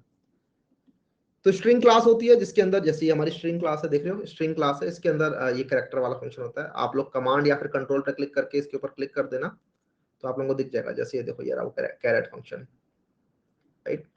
ये कैरेक्टर रिटर्न करता है जो कि इस पोजीशन पे है, यहाँ पर आप पढ़ भी सकते हो। Returns the character value at a specified index, ये स्ट्रिंग क्लास के अंदर होता है, देख रहे हो। तो ये बस हमारी करेक्टर पोजीशन रिटर्न करने काम में आता है। तो इस तरीके से हमारा ये काम करता है। इंडेक्सेस की तरह ही है, जैसे हमारी एरे के अंदर 0 1 2 इंडेक्सेस पे हम एरे के अंदर कोई पोजीशन एक्सेस करते हैं, स्ट्रिंग के अंदर हम कैरेट का यूज करके कोई पोजीशन पे करेक्टर कौन सा वो एक्सेस करते हैं। और ये अभी हम स्ट्रिंग जब पढ़ रहे होंगे फर्दर, तो स्ट्रिंग के अंदर कुछ मेथड्स होते हैं, तब हम इसको और अच्छे से समझ रहे होंगे। स्ट्रिंग के अंदर सिर्फ यही मेथड नहीं होते, और भी काफी इंपॉर्टेंट मेथड्स होते हैं जो वहां पे अच्छे से पढ़ रहे होंगे। बस फिलहाल के लिए अभी आप ये याद कर लो कि हाँ, एक कैरेट नाम का भी फंक्शन होता है, ठीक है। तो ये हमारा क्वेश्चन था यार, और काफी अच्छा क्वेश्चन था। आई होप आप लोगों को समझ में आया हो। इसको अगर हम कुछ कुछ और केसेस के लिए भी रन करके देखें तो आपको दिखेगा कि कुछ कुछ फंकी फंकी चीजें भी हो रही हैं। जैसे सपोज करो मैं इसे रन करता हूँ ए के लिए, तो मुझे बताओ क्या प्रिंट होगा यहाँ पर। आप लोग लिखो यहाँ पर ए के लिए क्या प्रिंट होगा। टाइम कॉम्प्लेक्सिटी मैं बताता हूँ अभी।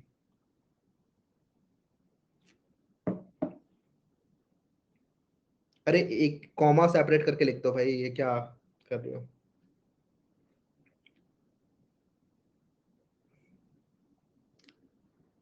भैया this order A B C got this in code with, आपको ये बोला गया है कि स्पेसिफिकली इसी ऑर्डर के अंदर प्रिंट करो, आप ये कह रहे हो आशीष। हाँ, यश ने सही लिखा है। कुछ लोग कह रहे हैं कि सिर्फ एम्प्टी ए और ट्रिपल ए होगा, लेकिन जिस तरीके से हमने लॉजिक लिखा है यहाँ पर सिर्फ ऐसा नहीं होगा, यहाँ पर सारे सारे प्रिंट होने वाले हैं, मतलब रिपीट भी हो रहे होंगे। आपको दिखाता हूँ, देखो हमारे लॉजिक में रिपीट हो रहे हैं। जैसे ए रिपीट हुआ, देन ए रिपीट हुआ, देन ए एक और बार रिपीट हुआ, देन डबल ए भी 3 बार रिपीट हो रहा है, एंड देन ट्रिपल ए भी रिपीट हो रहा है। तो अगर आपको क्वेश्चन में ये बोला गया है कि नहीं भाई ऐसे नहीं करना है, आपको सारे के सारे यूनिक कैरेक्टर्स ही प्रिंट करने हैं, तो उस केस में हमें करना क्या है, हमें उस केस में एक सेट बनाना पड़ेगा, ठीक है। आगे ना आप बोलोगे भैया सेट तो आपने बताया नहीं। तो सेट क्या करता है, यूनिक चीजें ही अपने अंदर स्टोर करके रखता है। तो सेट ऑफ स्ट्रिंग बना लेंगे, set equals to new hash set. ये सब हम बाद में फर्दर पढ़ रहे होंगे, बस मैं आपको एक एक्स्ट्रा चीज बता रहा हूँ। तो अगर आप लोगों को सेट के बारे में नहीं पता तो डोंट वरी, हम सेट को फर्दर बाद में पढ़ ही रहे होंगे। सेट को भी इंपोर्ट करा लेंगे। ये हमें मिलता है जावा डॉट यूटिल के अंदर। देखो यहाँ पर जावा डॉट यूटिल से हमें मिल रहे हैं दोनों चीजें, सेट और हैश सेट। और इसको आप लोग पास कर सकते हो अपने इस फंक्शन के अंदर। सेट को ऐसे पास कर सकते हो अपने हर फंक्शन के अंदर, और यहाँ भी आप एक सेट मंगा सकते हो।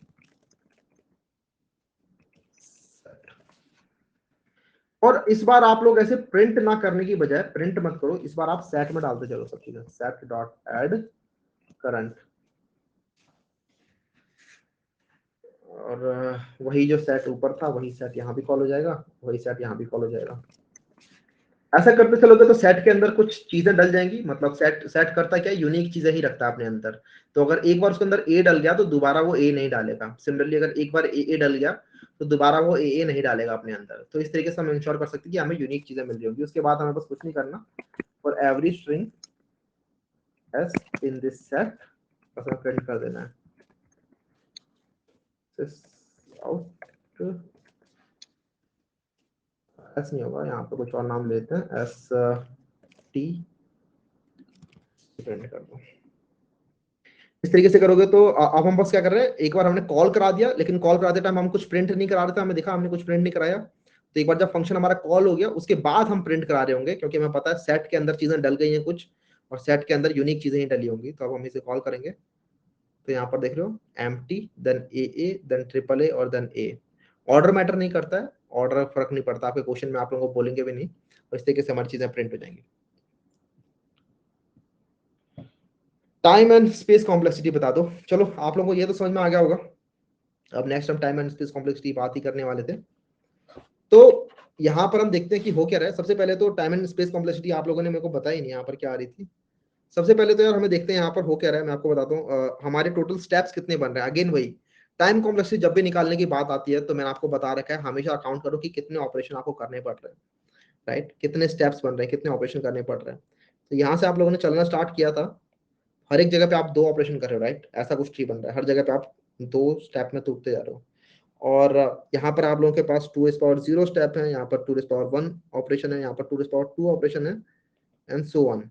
अब हमें बस ये देखना है कि चलो हमें ये तो पता चल गया कि टोटल स्टेप जो हमें कैलकुलेट करने हैं वो होंगे 2⁻0 प्लस 2⁻1 प्लस 2⁻2 प्लस 2⁻n, क्योंकि यहाँ पर अगर आप लोगों के पास n लेंथ की स्ट्रिंग है, n लेंथ स्ट्रिंग है, तो हमारे यहाँ पर ये टोटल जो ट्री जा रहा होगा वो n लेंथ का जा रहा होगा, राइट, n हाइट होगी उसकी।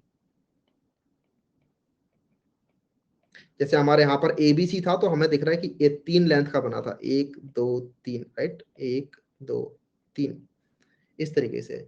तो ये 2⁻0 प्लस 2⁻1 प्लस 2⁻2 इस तरीके से क्या होगा। सिमिलरली अगर आपकी n लेंथ होगी तो n तक जाएगा वो, और इसका हमें सम निकालना है तो इसका हमें सम पता है, इसका सम आता है हमारा वही 2⁻n+1 आता है, तो मैं 2⁻n ही लिख देता हूँ उसे। तो इस तरीके से यहाँ पर 2⁻n इसकी टाइम कॉम्प्लेक्सिटी आ रही है।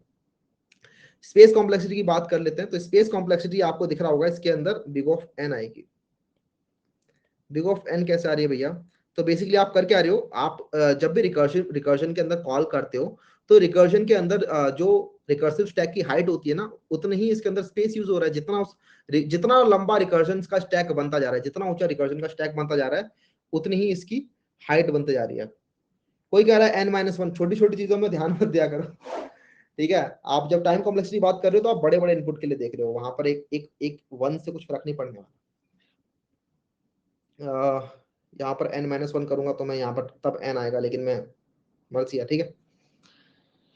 ओके, स्पेस यहाँ पर बिग ऑफ n ही यूज हो रहा है, where n is the length of this string. ये समझ में आ रहा है कैसे, क्योंकि एक बार में जो रिकर्जन है उसकी हाइट जो वो 3 से ज्यादा नहीं जा रही। जैसे अगर यहाँ पर अगर आप देखोगे तो अगर 3 कैरेक्टर्स थे तो एक बार में रिकर्जन के अंदर सिर्फ 3 ही चीजें जा रही थी।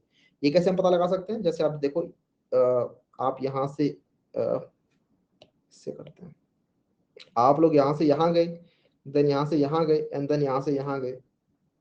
किसी भी स्टेप पे आप यही कर रहे हो, आप लोग यहाँ से यहाँ गए, देन यहाँ से यहाँ गए, देन यहाँ से यहाँ गए, राइट, यहाँ से यहाँ गए, देन यहाँ से यहाँ गए, देन यहाँ से यहाँ गए। हर बार आप रिकर्जन के अंदर सिर्फ 3 ही वैल्यू रखते जा रहे हो, तो रिकर्जन के अंदर एट मोस्ट जो उसकी हाइट होगी वो होगी big of n। That's why ये होगी आपकी space, and this is your time complexity. Clear?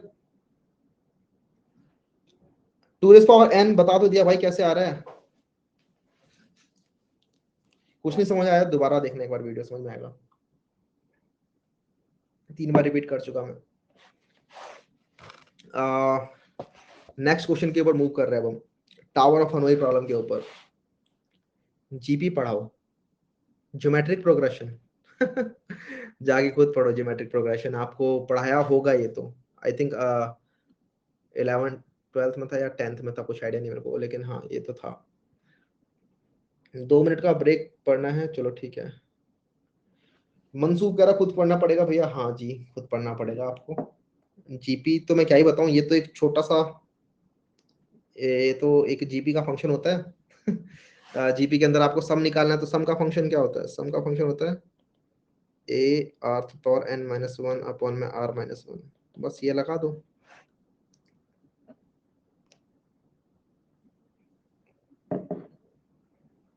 साहिल कह रहा है कोड देख लीजिए, ये रहा कोड। इस कोड को हम ट्राई रन भी कर चुके हैं एक बार।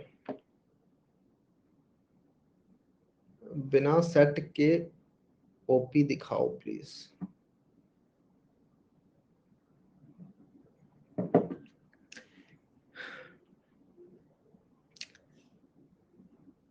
Telegram and GitHub link, Telegram का लिंक तो है ही हमारे पास। टेलीग्राम अगर कुछ ने ज्वाइन नहीं किया तो टेलीग्राम का लिंक डाल दो कोई, मैं यहाँ पर भेज देता हूँ। विदाउट रिकर्जन कैसे सॉल्व होगा ये प्रॉब्लम? विदाउट रिकर्जन कैसे प्रॉब्लम सॉल्व होगी, ये वाली एक क्वेश्चन आया हुआ है हमारे पास। देखो इसके अंदर सबसे सिंपल चीज, एक बात ये भी समझो कि कुछ प्रॉब्लम्स जो होती हैं, देखो ऐसा तो नहीं है कि अगर कोई प्रॉब्लम फॉर लूप से हो रही है तो वो रिकर्जन से नहीं हो सकती, और कोई अगर रिकर्जन से हो रही है तो वो फॉर लूप से नहीं हो सकती, ऐसा नहीं है। क्योंकि फॉर लूप के अंदर भी आप लोग अपनी प्रॉब्लम को सब प्रॉब्लम में तोड़ते हो, और रिकर्जन के अंदर भी आप लोग प्रॉब्लम को सब प्रॉब्लम में तोड़ रहे हो। बस फर्क क्या है, एक जगह आप लोग टॉप डाउन कर रहे हो, एक जगह बॉटम अप कर रहे हो, मतलब फर्क कुछ नहीं पड़ता, दोनों ही प्रॉब्लम आप दोनों तरीके से आप सॉल्व कर सकते हो, रिकर्जन से भी और आप फॉर लूप से भी कर सकते हो। बस क्या है कि यहाँ पर हमें चलो समझ में आ रहा है लॉजिक क्या है। लॉजिक कुछ ऐसा है कि एक बार हम एक कैरेक्टर को इंक्लूड करेंगे, एक बार हम एक कैरेक्टर को इंक्लूड नहीं करेंगे, राइट। तो यहाँ पर अब हमें हो सकता है कि अभी हम इटरेटिव करने का ट्राई करें तो कुछ स्टैक वगैरह यूज हो रहा हो, राइट। आप लोग इटरेटिव करोगे इसे तो स्टैक लगा के यूज करना पड़ेगा उसे, स्टैक बनेंगे इसके अंदर, और हो सकता है 2 स्टैक बने, मैंने कभी सिर्फ सॉल्व नहीं किया। एक बंदा कह रहा है यूजिंग बिट मास्किंग कर सकते हैं क्या? हाँ बिल्कुल, बिट मास्किंग भी एक तरीका होता है, लेकिन अभी मैं अगर बिट मास्किंग से बताने लगा तो दिक्कत आएगी। बिट मास्किंग के अंदर मैं लेकिन इसको दोबारा से सॉल्व कर दूंगा, ठीक है। जब हम बिट मास्किंग पढ़ेंगे ना तो एक बार दोबारा से इस क्वेश्चन को करेंगे, टेंशन मत लो, सेम क्वेश्चन करेंगे बिट मास्किंग की हेल्प से, वहां पे ये हो रहा होता है। बाकी मैं आपको बता रहा था स्टैक वाला तरीका, तो आप लोग डेफिनेटली स्टैक वाले तरीके से ट्राई कर सकते हो अगर आपको स्टैक ऑलरेडी आता है तो।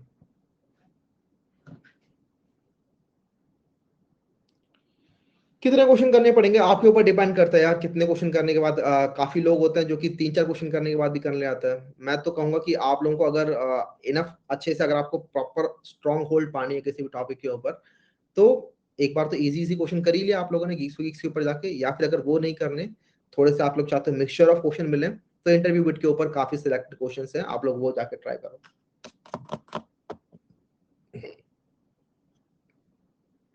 ठीक है।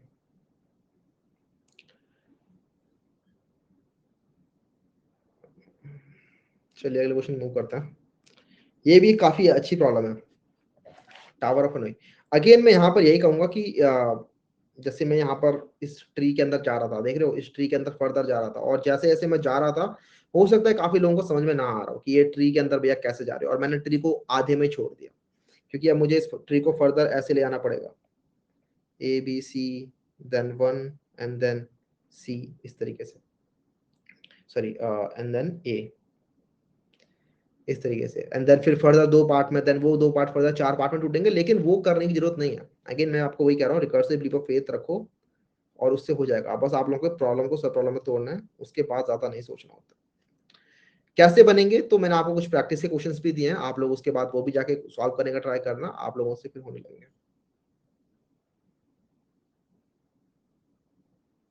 ठीक है। टावर ऑफ हमें पे मूव करते हैं। क्वेश्चन कुछ इस तरीके की, आप लोगों का कुछ खिलौने टाइप का होता है प्रॉब्लम, ठीक है, बहुत ज्यादा फेमस प्रॉब्लम है, और अगर आप सोचोगे तो लगेगा बड़ी बड़ी मुश्किल है, लेकिन रिकर्जन की हेल्प से बहुत इजीली आती है, क्योंकि इसके अंदर भी एक सब प्रॉब्लम और सब स्ट्रक्चर बन रहा है। जरा समझते हैं कैसे काम करती है प्रॉब्लम। तो जैसा हमें यहाँ पर दिख रहा है इसकी ग्राफ के अंदर, ग्राफ में एक जो फिगर है यहाँ पर, इस फिगर में अगर हम देखें तो हमारा एम है कि हमें एक डंडे से तीसरे डंडे पे सारे के सारे ये पैग्स को लेके जाना है, ठीक है। पैग्स कह लो या फिर जो भी कह लो, डब्बे कह लो, कुछ भी कह लो, क्या कहते हैं इनको, कोई बताएगा? Disk, yes disk. हमें एक जगह एक पैग से दूसरे पैग पे इन डिस्क को लेके जाना है, राइट। और ले जाने की कुछ रूल्स हैं। रूल्स क्या क्या हैं कि सबसे पहले जो टॉप पे जो पैग रखा है, सॉरी डिस्क रखी है, उसी डिस्क को आप लोग डिस्प्लेस कर सकते हो कहीं भी, और अगर किसी जगह पे, और एक बार में एक ही डिस्क उठा सकते हो, ये रूल्स है, ठीक है। एक बार में आप लोग एक ही डिस्क को डिस्प्लेस कर सकते हो, और दूसरा रूल ये है कि सबसे टॉप वाली डिस्क ही जाएगी, कभी ऐसा नहीं कि आप बीच में से कोई सी डिस्क को उठा के कहीं पर रख दो। ये 2 रूल्स हैं। और एक जगह से आप लोगों को दूसरी जगह लेके जाना है, लेकिन तीसरा एक ऑक्सिलरी भी दे रखा है आप लोगों को पैग, उसका यूज कर सकते हो आप लोग। तो आपको बताना है कितने स्टेप्स होंगे, या फिर ये मत बताओ कितने स्टेप्स होंगे, आप बताओ करके कि एक्चुअली हमें क्या क्या प्रोसेस रिपीट करनी है, क्या क्या प्रोसेस रखनी है। शुभम कुमार को कुछ हो गया लगता है, अगर आप ऐसी हरकतें करोगे तो मैं ब्लॉक करूंगा सीधा, ठीक है।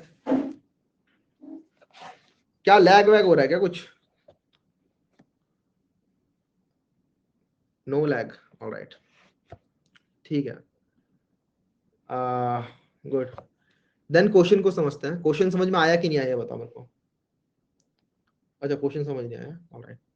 ठीक है, क्वेश्चन समझते हैं। तो बेसिकली यार इस क्वेश्चन को अगर समझना है ना अच्छे से, तो मैं एक वो दिखाता हूँ आपको, छोटी सी वीडियो। टावर ऑफ हनोई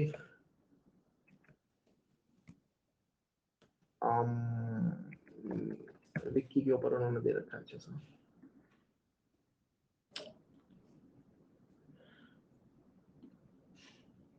ये देखो,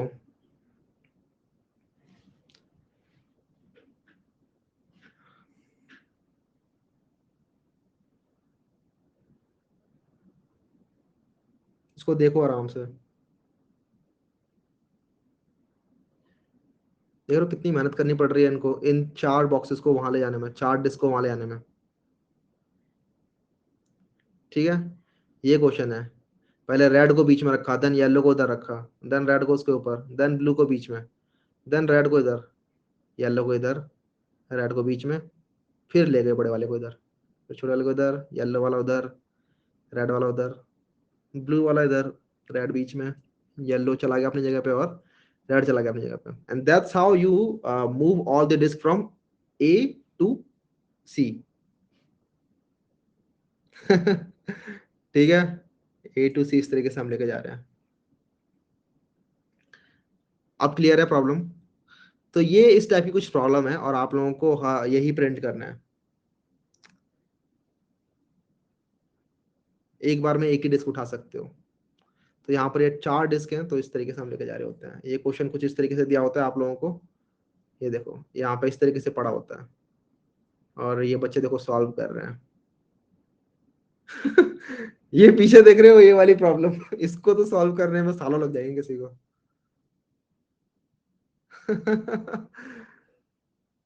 ये बच्चे 4-5 वाले डिस्क को सॉल्व कर रहे हैं।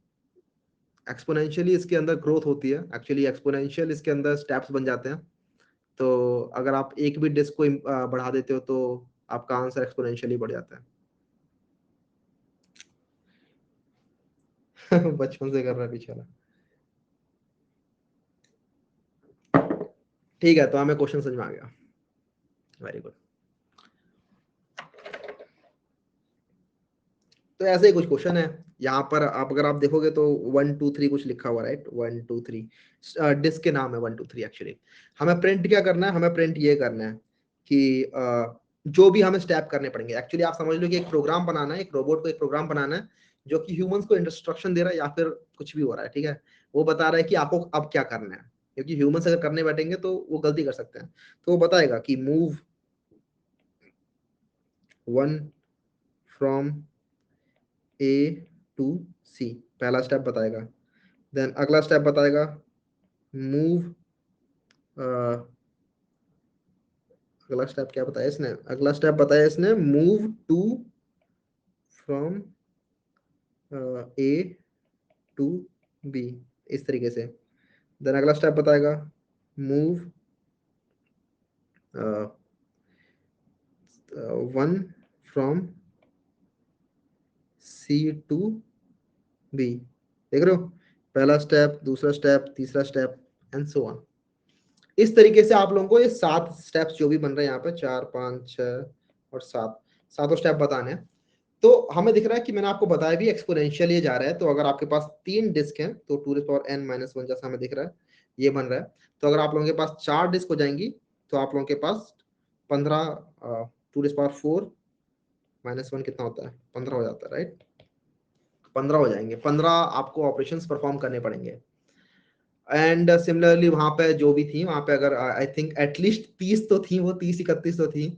तो 2 - 30 - 1 मतलब करते रह जाएगा कोई इंसान। ठीक है, ये कैसे हो रहा है ये भी हम समझ लेंगे, ये कैसे हो रहा है अभी हम समझ लेंगे। लेकिन हाँ, ये टावर ऑफ हनोई है ये। ठीक है, tower of Hanoi is the problem name. तो ये हमें प्रिंट करना है। अब अगेन इसको हम रिकर्सिवली कर सकते हैं, ऑब्वियसली इसको इटरेटिवली भी कर सकते हैं, लेकिन रिकर्सिवली इसका सोल्यूशन बहुत सिंपल है। मैंने आपको रिकर्जन की पहली क्लास में भी बताया था, जब रिकर्जन के बेसिक्स पढ़ रहे थे, कि रिकर्जन का फायदा क्या होता है, रिकर्जन के ड्रॉबैक्स और एडवांटेज और डिसएडवांटेज बताए थे। कि एडवांटेज ये है कि कुछ प्रॉब्लम्स को इसके अंदर बहुत ही सिंपल तरीके से आप लोग कर सकते हो। डिसएडवांटेज बस ये है कि इसके अंदर स्लोअर होती हैं ऑपरेशंस, क्योंकि रिकर्सिव ओवरहेड भी लगता है। लेकिन कुछ प्रॉब्लम्स को आप लोग बहुत ही इजियर तरीके से आप लोग कर सकते हो, और यहाँ पर एक्चुअली ऐसा हो भी रहा है। टावर ऑफ हनोई का अगर आप लोग इटरेटिव कोड देखोगे, मैं लिंक भेज दूंगा आपको टेलीग्राम पे, देखना जाके, बड़ा लंबा कोड है, ठीक है, ऑब्वियसली हो जाएगा, लेकिन बड़ा लंबा कोड है। लेकिन रिकर्जन की हेल्प से आप लोग इसे बड़े इजीली कर सकते हो, क्योंकि यहाँ पर सब प्रॉब्लम्स बन रही है।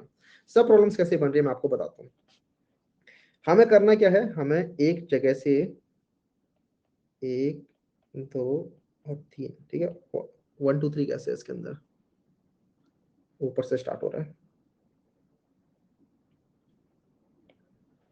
1 2 3, हमें इधर से इसे यहाँ लेके जाना है, राइट, तीसरी जगह पे, और बीच में एक ऑक्सिलरी है, सपोज करो ये ए है, ये बी है, ये सी है, हमारा काम है ए से सी में इन तीनों को लेके जाना है। तो इसे हम कैसे कर सकते हैं, मैं बोल दूंगा भैया ऐसा कर सकते हैं इसे, कि आप लोग रिकर्सिवली सोचो कैसे, कि आप लोग पहले 1 वाले को यहां रख दो,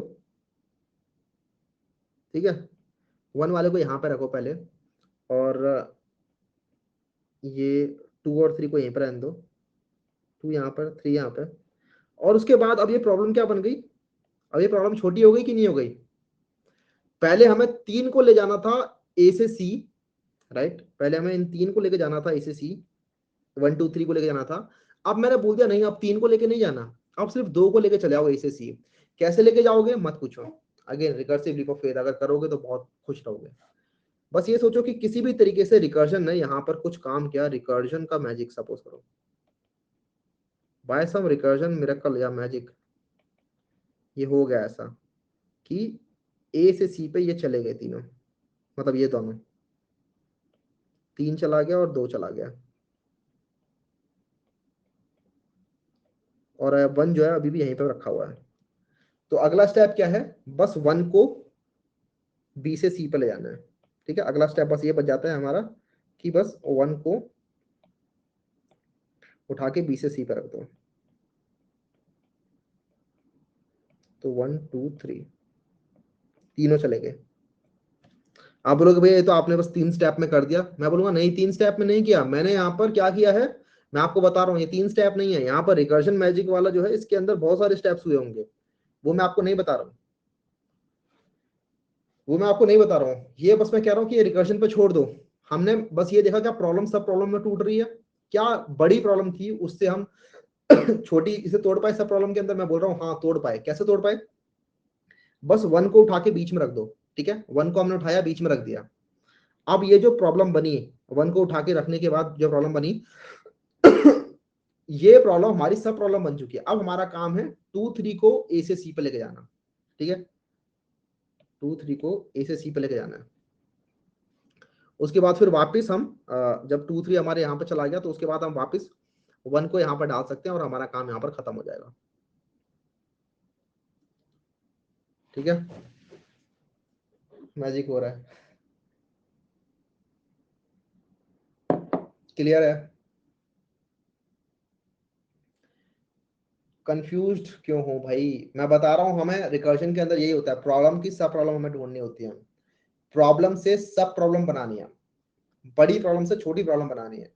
बड़ी प्रॉब्लम पहले 3 डिस्क की थी, अब ये 2 डिस्क की प्रॉब्लम बन गई है। अगर आपके पास 4 डिस्क की प्रॉब्लम होती तो भी आप सेम काम करते हैं। अगर आप 1 2 3 4 होता ये तो वो तब भी वही काम करते आप, 1 को लेके आते बी पे, ए से बी पे, और उसके बाद बची हुई 3 डिस्क को आप लोगों को बस सी पे लेके जाना है कैसे भी करके, वो काम रिकर्जन संभाल लेगा। एक बार रिकर्जन ने उसको सी पे ले गया तो उसके बाद बस बी को सी पे ले आके रख दो और आपका काम वहां पर खत्म हो गया, ठीक है। सी में चपटी ऊपर कैसे आई? सी की चपटी ऊपर कैसे आई, समझा नहीं मैं क्या कह गया ये, सी में छोटी ऊपर कैसे आई, कैसे आई, वो सब वही तो कर रहा हूँ, रिकर्जन ने किया, वो कुछ मैजिक किया रिकर्जन ने, सी की डिस्क ऊपर आ गई अपने आप, सी में छोटी डिस्क ऊपर कैसे आई, रिकर्जन ने कुछ किया होगा जिसके अंदर उसने कुछ कुछ हरकतें की होंगी, लेकिन उसके बाद उसने कर लिया होगा ये सब, फेथ करो। ठीक है, अम, एक सेकेंड, मुझे कुछ गड़बड़ लग रही है लेकिन इसके अंदर अभी भी, मैं 1 से लेके जाना चाहता हूँ 2 3, 1 को लेके गया मैं सी पे, ठीक है, एंड देन 2 3 को मुझे लेके जाना है सी पे। देख के तो सही लग रहा है, 1 को देन 2 को बी पे, ठीक सही है। How we know this is already arrange in the order और नॉट, एक बार हम देखेंगे, वो चीज तो हम बाद में देखेंगे। एक बार इसे कोड करते हैं। I think I am right but I am not really sure. ऐसे छोटे डिस्क को सी पर डालो तब होगा इजीली। छोटी डिस्क को अगर मैं सी पर डालूंगा तो फिर क्वेश्चन बन जाएगा।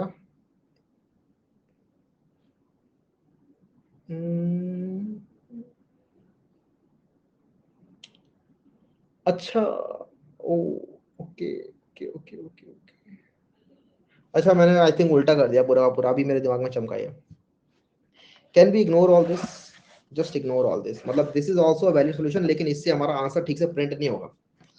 जिस तरीके से हम प्रिंट करना चाहते हैं वो ऐसे प्रिंट नहीं होगा ये, because I made a mistake. दोबारा से देखते हैं, हमें लेके जाना था ए बी सी। 1 2 3 कैसा ऑर्डर है? मेरे को 1 2 3 के ऑर्डर में कुछ गड़बड़ लग रही है यहाँ पे। एक्चुअली क्वेश्चन के अंदर इन्होंने 1 2 3 दिया हुआ है, चलो कोई नहीं। 1 2 3 हमें इसको लेके जाना है ए से लेकर सी पे। तो हमारा प्रॉब्लम बन जाएगा कुछ ऐसा कि पहले हम 1 2 को लेकर चले आते हैं ए से सी पे, कैसे भी करके, बाय सम मिरेकल, कि हम 1 2 को यहाँ रख देते हैं, सॉरी 2 1 को यहाँ रख देते हैं, 2 और 1 को यहाँ रख देते हैं, 2 1 यहाँ पे और 3 यहाँ पे, ए बी सी। कैसे भी करके हमने यहाँ पे ही रख दिया, ठीक है। कैसे रखा ये मत पूछो अभी।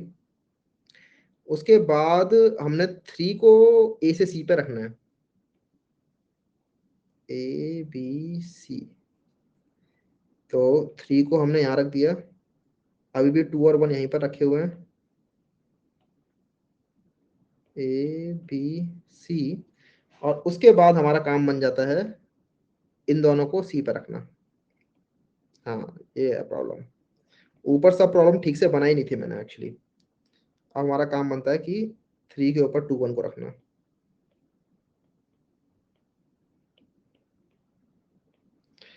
गाइस ऊपर वाला भूल जाओ। ऊपर वाला मैंने गलत किया है,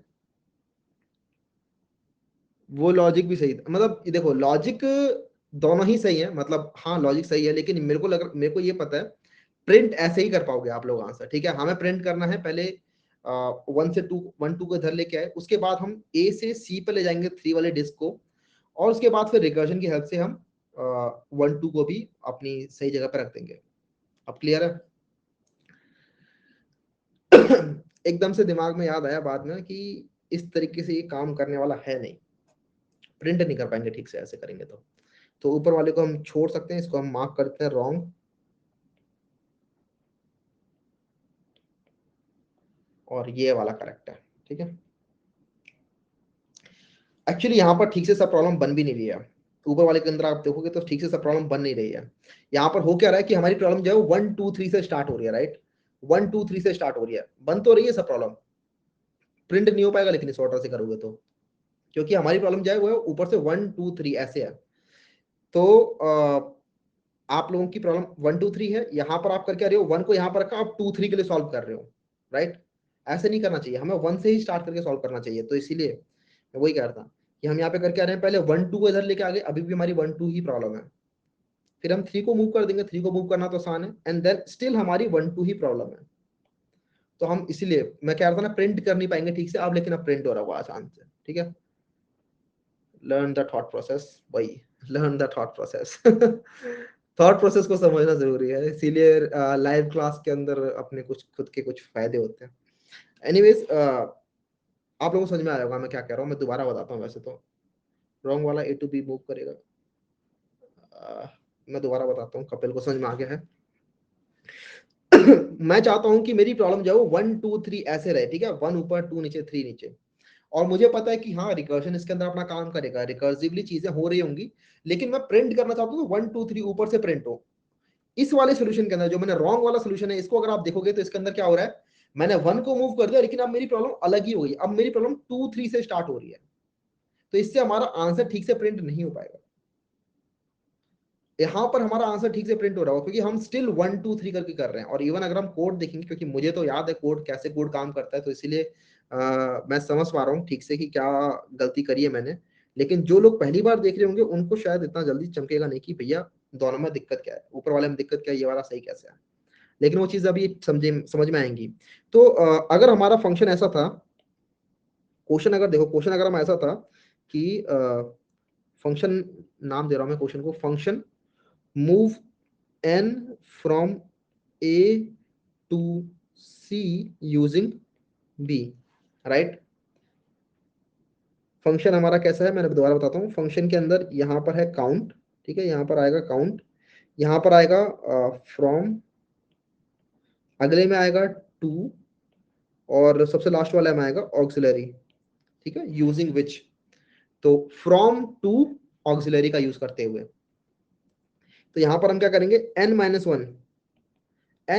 डिस्क को हम इधर मूव कर देंगे। तो यहाँ पर जो फंक्शन कॉल हो रहा है वो ये हो रहा है, f n-1 को मूव कर दो कैसे भी करके a से b के ऊपर यूजिंग c, ठीक है। पहले तो ये काम कर दो कि n-1 को a से b पे मूव कर दो यूजिंग c, ये कर दिया। उसके बाद प्रिंट कर दो कि हमने n को मूव कर दिया है, moved n from a to c, ठीक है। Move n from a to c, वही कर रहे हैं हम, 3 को हम a से c मूव कर रहे हैं।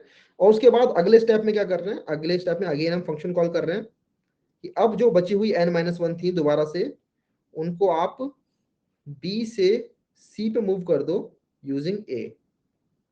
तो हमारा फाइनली ये आंसर बन जाएगा, ठीक है।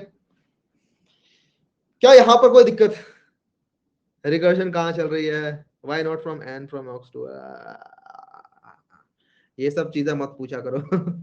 थोड़ा बहुत यहाँ पर, थोड़ा बहुत मतलब ये जो पूछा है इन्होंने, बहुत ही एक ऐसी चीज है जो कि थोड़ा सा अगर हम दिमाग लगा के सोचने का ट्राई करें इसके अंदर तो शायद समझ में आ जाए। ठीक है, मैं समझाता हूँ। यश को दिक्कत ही दिक्कत है, I can relate, I can relate. एक बार इसी क्वेश्चन को कोड करते हैं, देन एक बार देखते हैं किससे कैसे काम कर रहा है। फिलहाल मैंने यहाँ पर कुछ रिकर्सिव कॉल्स करी हैं, वो देखते हैं रिकर्सिव कॉल्स कैसे काम करें, क्योंकि एक क्वेश्चन था कि भैया रिकर्सिव कॉल्स का है।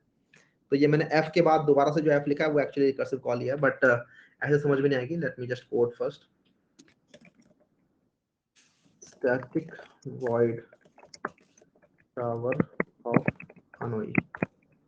आप लोगों को एक n दे रखा होगा, आप लोगों को एक करेक्टर दे रखा होगा फ्रॉम, करेक्टर दे रखा होगा टू, और करेक्टर दे रखा होगा ऑक्स, ठीक है। करेक्टर का मतलब समझ जाओ, करेक्टर का मतलब वही है कि ABC नाम दे दिया मैंने, ABC are the characters, alright. तो फ्रॉम से लेकर टू पर मूव करना है यूजिंग ऑक्सिलरी स्पेस। तो सबसे पहले तो अगर देखो, अगर आपको मैंने n इक्वल्स टू 0 दे रखा है, बेस केस क्या होगा कि अगर आप लोगों को मैंने बोल दिया 0 कि कोई भी डिस्क मूव नहीं करनी, तो उस केस में तो आप सिंपली बोलोगे अगर कुछ भी नहीं करना तो भैया बुलाया क्यों था, तो वहीं से रिटर्न कर जाओ, ठीक है। अगर डिस्क ही हमारी 0 हो गई है तो कुछ भी नहीं करना हमें। अगर डिस्क भैया न्यू कोड के लिए बनाएगा, समझ भी नहीं आया मुझे।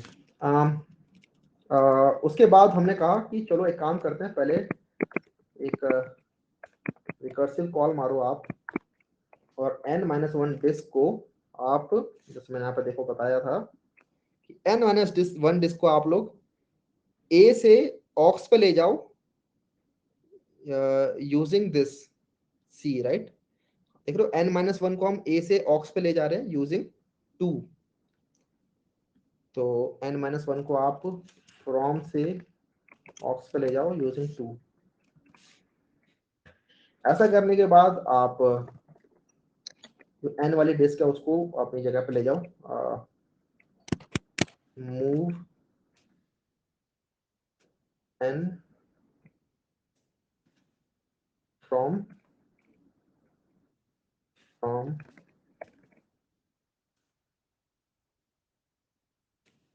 2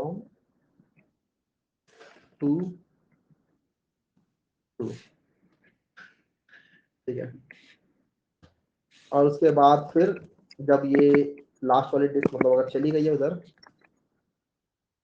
उसके बाद फिर बची हुई n-1 डिस्क को हम वापस ले जाएंगे, कर गया n-1 डिस्क को ले जाओ ऑक्स से 2 पे, ठीक है। तो ऑक्स से 2 पे ले जाओ यूजिंग फ्रॉम, और इस तरीके से हमारा काम करेगा। ये 3 लाइन में पूरा का पूरा कोड हो जाता है। एक बार मैं आपको दिखाता हूँ कोड रन करके, इसका समझाएगा। पावर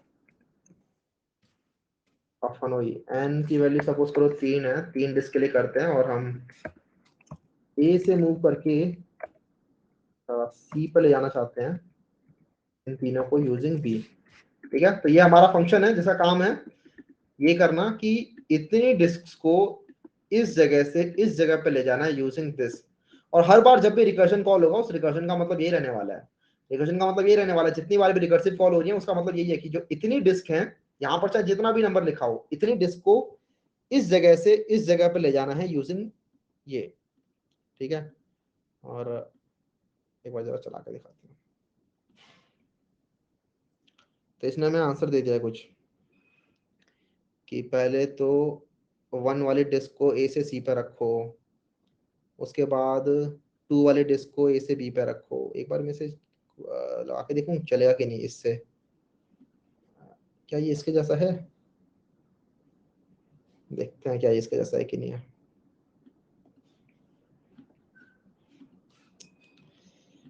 आ, आ, आ, आ, तो इसने क्या किया, पहले 1 को रखा ए से सी पे, ठीक है। उसके बाद अगले स्टेप में देखो 2 को रखा ए से बी पे, ठीक है। फिर थर्ड स्टेप में क्या किया इसने, 1 को रख दिया वापस सी से बी पे, तो 1 को सी से बी पे रख दिया हमने। फिर फोर्थ स्टेप में 3 को रख दिया इसने ए से बी पे, तो 3 8 2 सी, सॉरी। उसके बाद अगले स्टेप में 1 को रख दो बी से ए पे, 1 को बी से ए पे रख दिया, और उसके बाद 2 को रख दिया बी से सी पे, और उसके बाद 1 को रख दिया ए से सी पे, और ये हमारा काम कर रहा है। एक्सटेंड कर लेते हैं, सही बात है।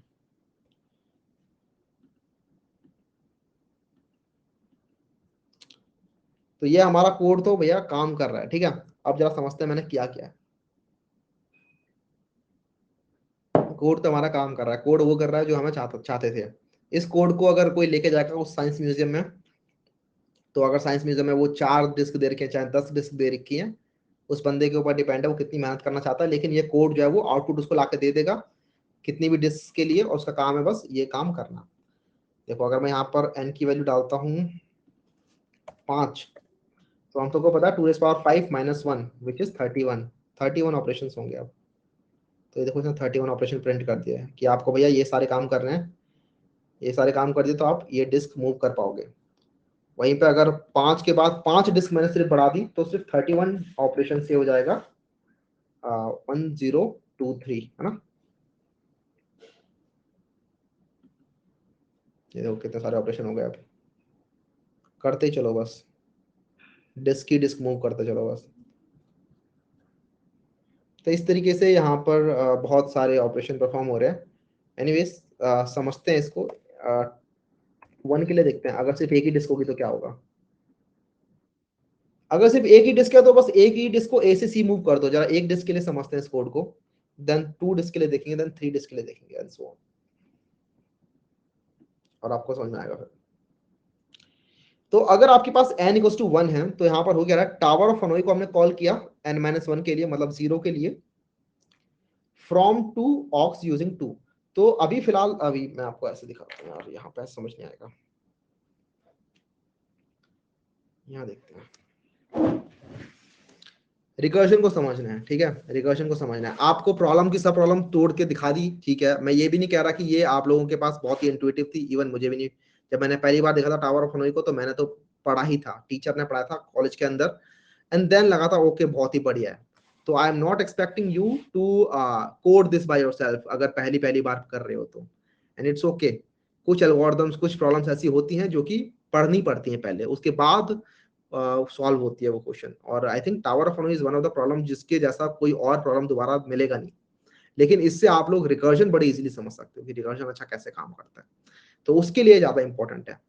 तो बस मैं ये इसलिए कह रहा हूँ so that you don't stress much, क्योंकि यहाँ पर कुछ बच्चे बड़ी जल्दी बहुत ज्यादा स्ट्रेस लेने लग जाते हैं खाम खा का।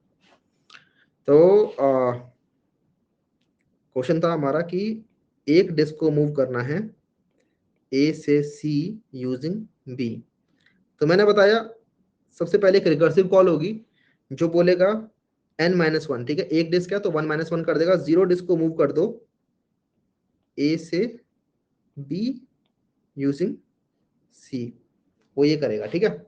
अब वो ये करेगा तो देखिएगा अच्छा n की वैल्यू तो 0 हो गई, और जब n की वैल्यू 0 हो जाती है तो वो यहाँ से रिटर्न कर जाता है, वो बोलता है कि ठीक है कुछ नहीं करना, रिटर्न कर जाओ बस, सिंपली ये होता है। उसके बाद अगला स्टेप होता है इस फंक्शन का प्रिंट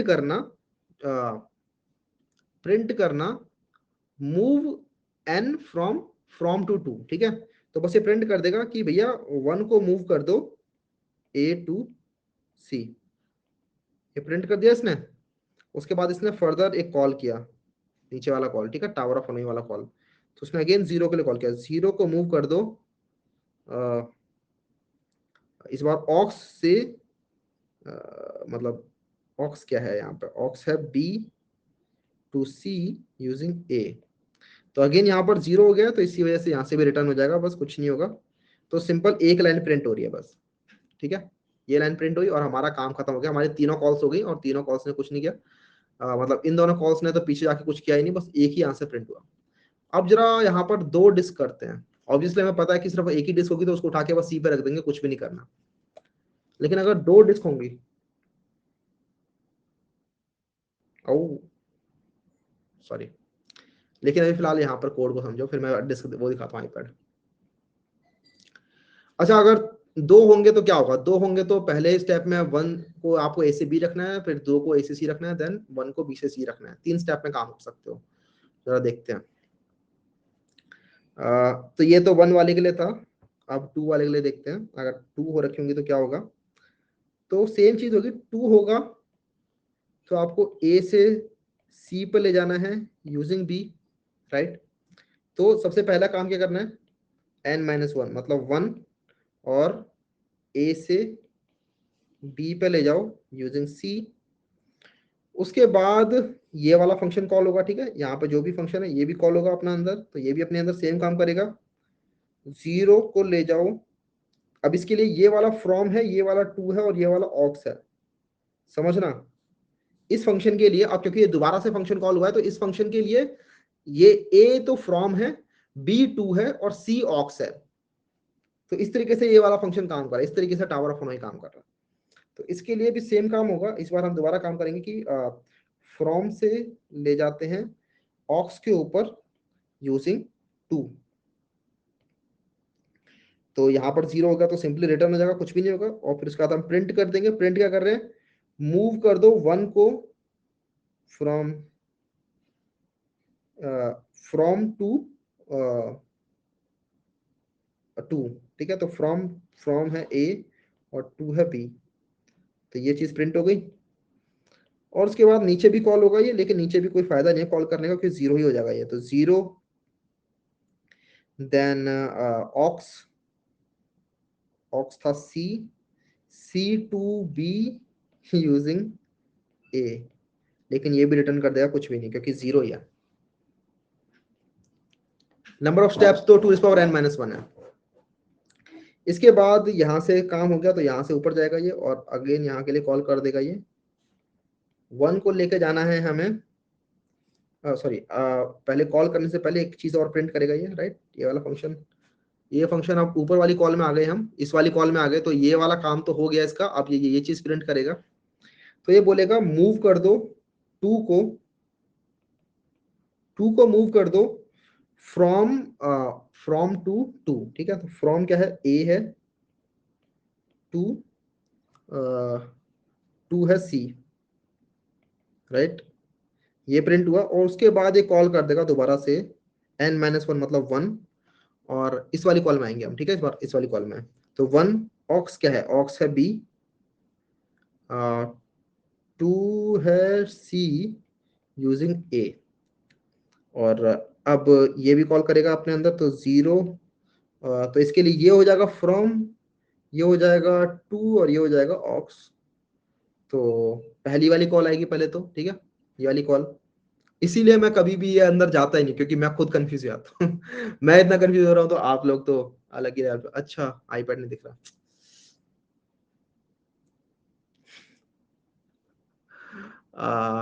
चलो ठीक है। इस वाले स्टेप पे था मैं, 1 BCA NP, NP मतलब अच्छा नो प्रॉब्लम कह रहे हो क्या? मैं NP हार्ड NP वाली समझ रहा था, इतना ज्यादा हो गया ना एल्गोरिदम। NP हार्ड,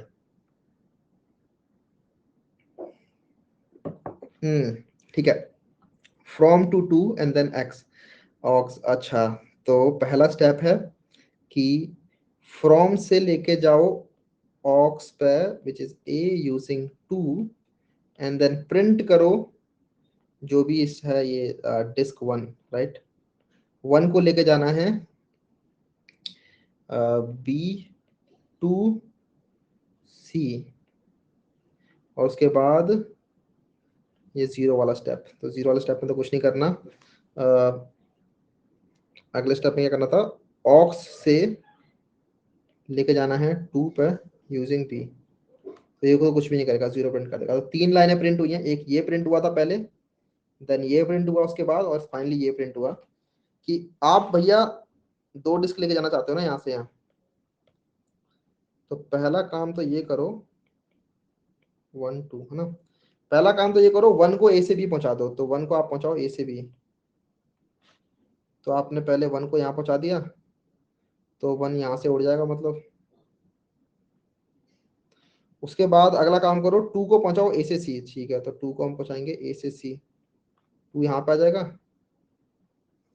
और उसके बाद अगला काम ये करो कि 1 को B से C पहुंचा दो, तो 1 को हम पहुंचा देंगे B से C, 1 यहाँ आ जाएगा, ठीक है। इस तरीके से काम कर रहे हैं मेरे से 3 के लिए मत बोलना करने के लिए ड्राई रन, वरना मैं मर जाऊंगा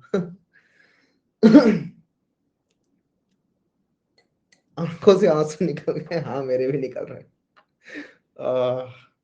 tower of Hanoi for you, बस ये समझो, इसके अलावा कुछ समझने की जरूरत नहीं है, बहुत सीरियसली बता रहा हूँ मैं, कि बस ये समझो कि किस तरीके से हमारा रिकर्जन में ये छोटी प्रॉब्लम में टूट रहा है, and that's all you need to know. उसके अलावा फिर अंदर ये क्या काम कर रहा है, कैसे काम कर रहा है, कुछ नहीं, कुछ काम नहीं आने वाला, बस ऊपर ऊपर समझना है। गुड एफर्ट भैया, थैंक यू सो मच, दिल से अच्छा लगता है हाँ, आपने पानी मुंह में लेकर 2 बार पानी नहीं पिया यार, इतना कौन नोटिस करता है? ऐसे तो मैं हमेशा पानी पी लेता हूँ, थोड़ा थोड़ा सिप ले लेता हूँ, लेकिन इतना कौन नोटिस करता है भाई? आज के लिए इतना रहने दीजिए, बिलियन कंपनी बनवा दो भैया बिलियन डॉलर कंपनी बनवा दे। Is there more than 3 tower ever? हाँ हाँ, क्यों नहीं, मैंने बताया तो आपको, 10 टावर के लिए रन तो किया था हमने कोड, कितना सही जा रहा था ऊपर तक। कोड देखो, कोड बहुत सिंपल है, कोड वैसा ही है जो कि हमारा लॉजिक बन रहा था रिकर्जन वाला ना। पहले n-1 डिस्क को लेके जाओ फ्रॉम से ऑक्स पे यूजिंग 2। ये काम कैसे कर रहा है मत पूछो, छोड़ दो रिकर्जन के ऊपर, वो कर देगा अपने आप काम। कैसे कर देगा मत पूछो, बस कर देगा वो। उसके बाद क्या करो, जब ये इसने अपना काम कर दिया इतना, मतलब इसने अपना काम कर दिया, ठीक है, ये n-1 को ऑक्स तक लेके चला गया, कैसे ले गया मत पूछो। और इसका करने के बाद आपको बस एक काम करना है, जो सबसे लास्ट वाली डिस्क है, n वाली डिस्क है, उसको फ्रॉम से 2 पे पहुंचा दो। और उसके बाद थर्ड स्टेप ये करो कि जो ऑक्स पे डिस्क चली गई थी ना, उन डिस्क को ऑक्स से उठा के वापस 2 पे रख दो। उसके बाद ये रिकर्जन अपना संभाल लेगा कैसे ना कैसे करके, मत घुसो रिकर्जन के अंदर। वही सेम चीज मैंने यहाँ लिखी हुई है, ठीक है, कि पहले n-1 डिस्क को ए से ऑक्स पे रख दो, ठीक है, फ्रॉम से ऑक्स पे रख दो, ये ऑक्स है, बीच वाली ऑक्स थी हमारी पहले, याद होगा। उसके बाद अगला स्टेप है, बस ये करो कि n वाले डिस्क को ए से सी पे रख दो। ये तो आप कर सकते हो इजीली, एक ही डिस्क बची है तो एक को हमने यहाँ से यहाँ रख दिया। उसके बाद अगले स्टेप में दोबारा से रिकर्सिवली कॉल कर दो कि n-1 डिस्क को उठा के B से C पे रख दो, ठीक है, ऑक्स से 2 पे लाके रख दो using from. That's how you do this. चलो ठीक है, आज मैंने बहुत बोल लिया। आज प्रैक्टिस प्रॉब्लम थियरी इनको कर लेना जाके solve. Print all permutation of a given string, it is more similar to this question, it is more similar to this question, सब जनरेट ऑल सबसेट्स। मतलब इतना भी सिमिलर नहीं है, लेकिन हाँ कर लोगे। I believe in you guys, नहीं तो हम इसको देखेंगे इसीलिए।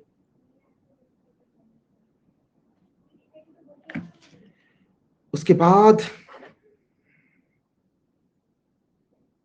रोप cutting problem, maximize the number of rods after cutting a rod with 3 given size. अच्छा ये क्वेश्चन अच्छा है। एंड जोसेफस प्रॉब्लम, एक्चुअली तीनों ही क्वेश्चन बहुत अच्छे हैं, इनके ऊपर एक एक्चुअली बड़ी क्लास बन सकती है, इनको फिर हम देख ही लेंगे कभी ना कभी, ठीक है, डाउट सेशन में देख लेंगे, डोंट वरी। तीनों प्रॉब्लम बहुत अच्छे हैं, इनमें से आई थिंक मैंने 2 प्रॉब्लम्स तो अपने यूट्यूब पे भी करा रखे हैं, तो अगर आप फंस जाओ तो यूट्यूब पे भी जाके देख सकते हो, बाकी हम यहाँ पर तो देख ही लेंगे। एंड देन एक ये है, ये मैंने पिछले प्रॉब्लम, पिछली स्लाइड का ही लिंक यहाँ पे कॉपी पेस्ट कर दिया है, जाके जरूर देख लेना। डीपी की वीडियो डाली थी मैंने, हाँ तो क्या हो गया? ओके जी। नहीं नहीं, ये वो वाली प्रॉब्लम नहीं है, ये दूसरी है, ये रोप कटिंग प्रॉब्लम वो डीपी वाली की जैसी नहीं है, वो डिफरेंट थी, ये डिफरेंट है। यहाँ पर सिर्फ 3 गिवन साइजेस दे रखे हैं, 3 ही साइजेस दे रखे हैं, और उन 3 साइजेस से आप लोगों को maximize the number of rods करना है। उसके अंदर था कि बहुत सारी डिफरेंट डिफरेंट साइज की रॉड थी, और आप लोगों को अपना प्रॉफिट मैक्सिमाइज करना था। Both are different questions. जिनको समझ नहीं आ रहा है किसकी बात कर रहे हैं, एक्चुअली मेरे यूट्यूब की बात कर रहे हैं लोग, ठीक है। तो जाके ये क्वेश्चन सॉल्व करो, और मैं मिलता हूँ अगली क्लास में यार। आज टाइम नहीं है, आज मतलब टाइम तो है लेकिन आज मन नहीं है बात करने का, मन मतलब काफी बोल लिया आज। ठीक है, good night, bye bye, take care, करेंगे आपसे बात अगली क्लास में। ऑलराइट।